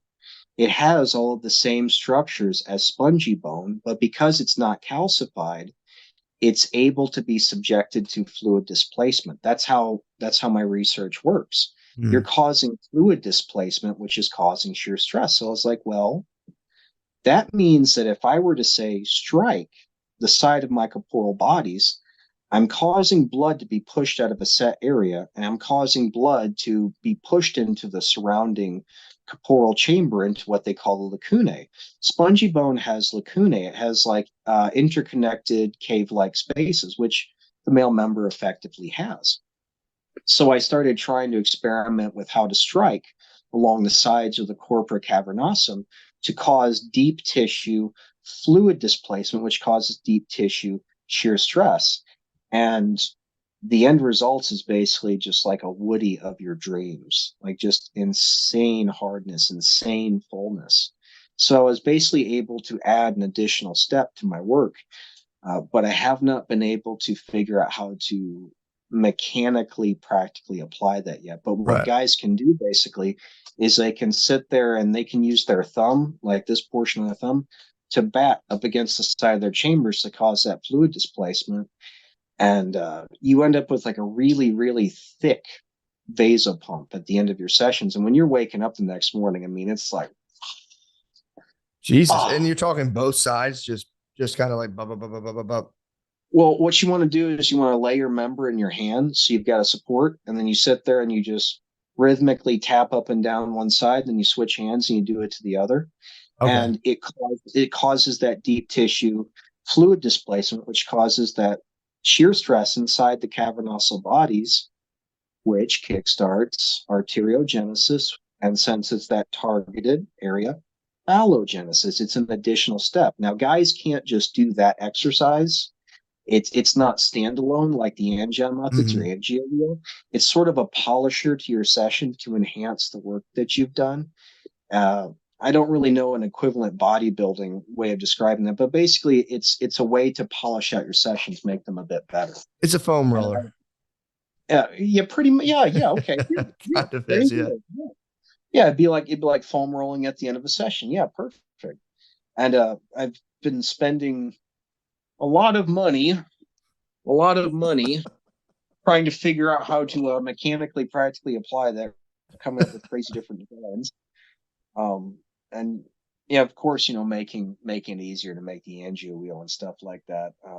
I can't think of. Is there any other additional questions? First of all, I know I rambled a lot. That blew me away. That was beyond. I mean, again, I didn't know how in depth all of this was, and that was phenomenal. Honestly, I'm blown away. My question that I have is, with all of this stuff you're saying, all this blood flow, what is masturbation doing? Does it reduce size? Does it not affect? Is it like, what does it do? Oh man, I'd forgotten about that one, and that it's it's a hot topic. If you don't want to answer, I understand. You might have a lot of people. No, I do. The problem is it's just so sad. It's so sad. So what masturbation will eventually cause. So like masturbation tends to go hand in hand with porn addiction. Sure. With what they call porn, masturbation, orgasm, PMO cycling. What will happen with that is that the muscles in your groin, after being overworked, because your muscles have to kind of compress ever so slightly to help maintain your erections. That's just a natural part of the hemodynamics. So basically the hydraulics of the male sexual organs. Whenever guys say beat off, they orgasm, What's effectively happened is you've got like this electrical storm that's happened inside your brain. You're getting that feel good high afterwards. You're like, like you feel great. But neurologically, on a neural level, that feel good sensation is very loud. Neurologically, it's very loud. And your body will try to protect itself against that afterwards. It will release a set of chemicals and hormones that will pretty much will tone down that. It's what's called the Coolidge effect. It's there's another name for it. I can't think of it, but basically, you know how after your orgasm, you have such a difficult time getting an erection again for a while, right? So that's your brain basically trying to tone things down and protect itself. So what a guy has to do in order to try and get past that protection that their brain has basically put in place to try and, keep it from being injured from this intense experience is, of course, they have to watch a video that's even more intense. Like, I don't know, they'd have to like watch a video like some guys licking some girl's butthole or something like that, just to, Yeah, just like they got to like step it up to an additional level. exactly. And then on top of that, they're not getting quite as much blood flow to their sexual organs as they would before, because neurologically your body's trying to ramp that down, trying to keep that stimulation from happening again, because it's very loud neurologically. So what guys will do is they'll have to tighten down their pelvic floor even more to try and take advantage of that reduced blood flow a little bit, so that way they can get hard again. And then, of course, they'll beat off, orgasm, and then they'll just do that over and over again. And what will happen is that the pelvic floor will develop an overuse injury. Your muscles, after being overused so often, they'll begin to actually get weaker. They'll begin to foreshorten. They'll get tighter. And so you end up with these men that are walking around with chronic pelvic floor pain. But it's even more insidious than that. What these muscles will do as they foreshorten is they cause strangulation. They cause strangulation on the corporal bodies themselves, because they're getting smaller and weaker and twitchier. They're basically keeping your cavernousal bodies from expanding to their full size. They're throttling it. They're choking down on them. And so what will happen over time is that a guy will experience thinning. Their member will get progressively thinner over time as those muscles get smaller and weaker. And they also have a harder time developing blood flow. From my end of things, what I see is one of the first things that guys begin to notice is that their spongiosum gets less and less full, and then their glands will get very shriveled, because it's their body choking down. The cavernosa bodies themselves will initially be able to protect themselves because there's so much pressure inside there. They don't notice it right away, but the spongiosum, a lot less pressure, it starts to get thinner and thinner. The glands start to shrivel, and you end up with like what's basically pencil dick, to where guys have shrank themselves from pursuing that orgasm so frequently, causing that damage to their pelvic floor muscles. Damn. And and on top of that, because those muscles are pressing down so hard, they lose sensitivity. On top of that, it actually causes nerve strangulation to some effect. And I've seen it taken so far to where guys have actually caused nerve damage, to where the Angion methods can help restore some nerve function, I've discovered over time. Because it's restoring blood flow, it can resaturate those nerves. And interesting fact, vascular endothelial growth factor, VEGF, the thing that endothelial cells produce, it also has an additional effect on nerve cells. It causes nerve cells to grow. So as the vascular channel grows, we do see a restoration of sensitivity. Some guys will actually kind of complain about it. They'll be like, man, I've become a two-pump chump. I can't last as long because it feels so good. I can actually feel more of what's happening here. But yeah, masturbation tends to thin it. And the other thing that happens is curvature. Curvature is another thing that happens. So if you're masturbating with your left hand, your fingers are dragging really hard on your right chamber.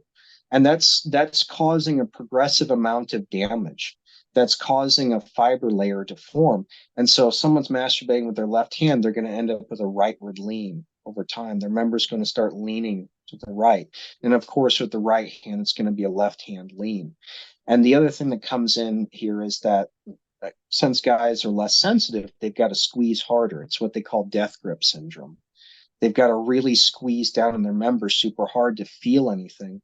And you end up with all kinds of injuries that happen with that too. You end up with vascular trauma, varicose veins, because they've got to sit there and almost do a gel-like motion just to keep that fullness. And it can snowball from there. So if you're asking me, can masturbation cause a loss of size, a loss of functionality? Can it cause damage? The answer is 100% yes. One of the things I tell guys whenever they're engaging in this program is, hey, if you want to actually see a benefit in this, if you want to, not just restoring potency, but if you'd like to see size, you can't masturbate in a normal fashion. What I tell guys is, why don't you rely on the hand exercises? Why don't you use the hand exercise as a form of masturbation instead of the usual? Because I found that the usual method of masturbation, it tends to cause those effects, but these newer techniques that have come up with, they don't have that same effect. They don't have the same ramifications. So it is a hot topic, and it's just painful for me to have to talk about it because wounded healer again, I went through all I went through all that. I remember how that felt, and to drop that bomb on guys, it's hard. It's really hard. And because some of them are so addicted to porn that they can't get themselves out of that cycle. And so they could struggle with it for months, sometimes years. It's a very touchy subject because I've tried and I've actually had a lot of success in Texas. You can't even really look at Pornhub. You have to use your ID. And dude, everyone's complaining. I'm like, this is exactly what I needed. This is awesome. So it does prevent me a lot. So I've had success with getting off of it a lot, but dude, it's such a supercharged topic. Because you get some people who are like, don't ever look at it ever in your life. And you have some people who are like, oh, what's the big deal? Indulge yourself. There's doctors it's good for you. Do it twice a day and it'll make you calm. Right. It'll make you calmer and more relaxed. So it's a hot topic. Look, stuff to think about. It's stuff to think about. And, I lean on the side where yeah, definitely less is more with that. If you're just cranking, especially when you get to the point like you're saying, it's a psychological addiction. You're doing it when you don't even feel like it necessarily. It's just I just need to do this to fall asleep or whatever. Right. And that can be tough stuff. But knowing that it definitely can. It makes sense. Yeah, It would fuck with you. And you remember how you were saying how guys who have a lot of sex, they're definitely getting bigger. And the reason for that is it's a different form of stimulation. So what a lot of guys will do whenever they're masturbating is they do a gel-like motion. They're pulling up. They're trying to move blood against the normal pathways, the normal flow, in order to try to maintain that fullness, which is one of the reasons why there's not carryover. If a guy's having an awful lot of sex, he might be awfully dead tired by the end of the night, but he's not subjecting his sexual organs to the same kind of stimulation as he would to masturbation. So what I always tell guys is, if you're horny, man, go find a girlfriend. Go get yourself a girlfriend. Clean yourself up a little bit. Go get you someone. Yeah. Don't sit there, wanking it in your hand. Go find yourself a girl. There are plenty of lonely women out there that'll be more than happy to help you if you're willing to help them. Yeah, true. It's true. Another hot topic, but yeah, man. That's brutal reality. And then, if it's if you're, but I get it. All guys, again, this is another topic. If you bring up beating off, every dude, if someone's going to be it's yeah, all right, dude, you probably do it the most. Everyone does it. We all do it. It's obviously a crutch for all of us. Oh, yeah. I'm not sitting here like some kind of a saint saying I don't do it on occasion. Look, I know you're not. I know you're not. But then, again, this is an absolute sensitive subject. But it's the truth doesn't always come the way we want it. If, and it's people can push back, blah, blah, blah. But it does make sense, especially with what you're saying. It's not it's not the way it was designed. Obviously, it's a quick fix. But either way, that's dude, that's pretty much all I have. I just want to thank you. I think you did phenomenally. Thank you for staying up. I know you have, little kids, as do I. Sleep is definitely a precious commodity. Yeah. It's the only thing that keeps me up, man.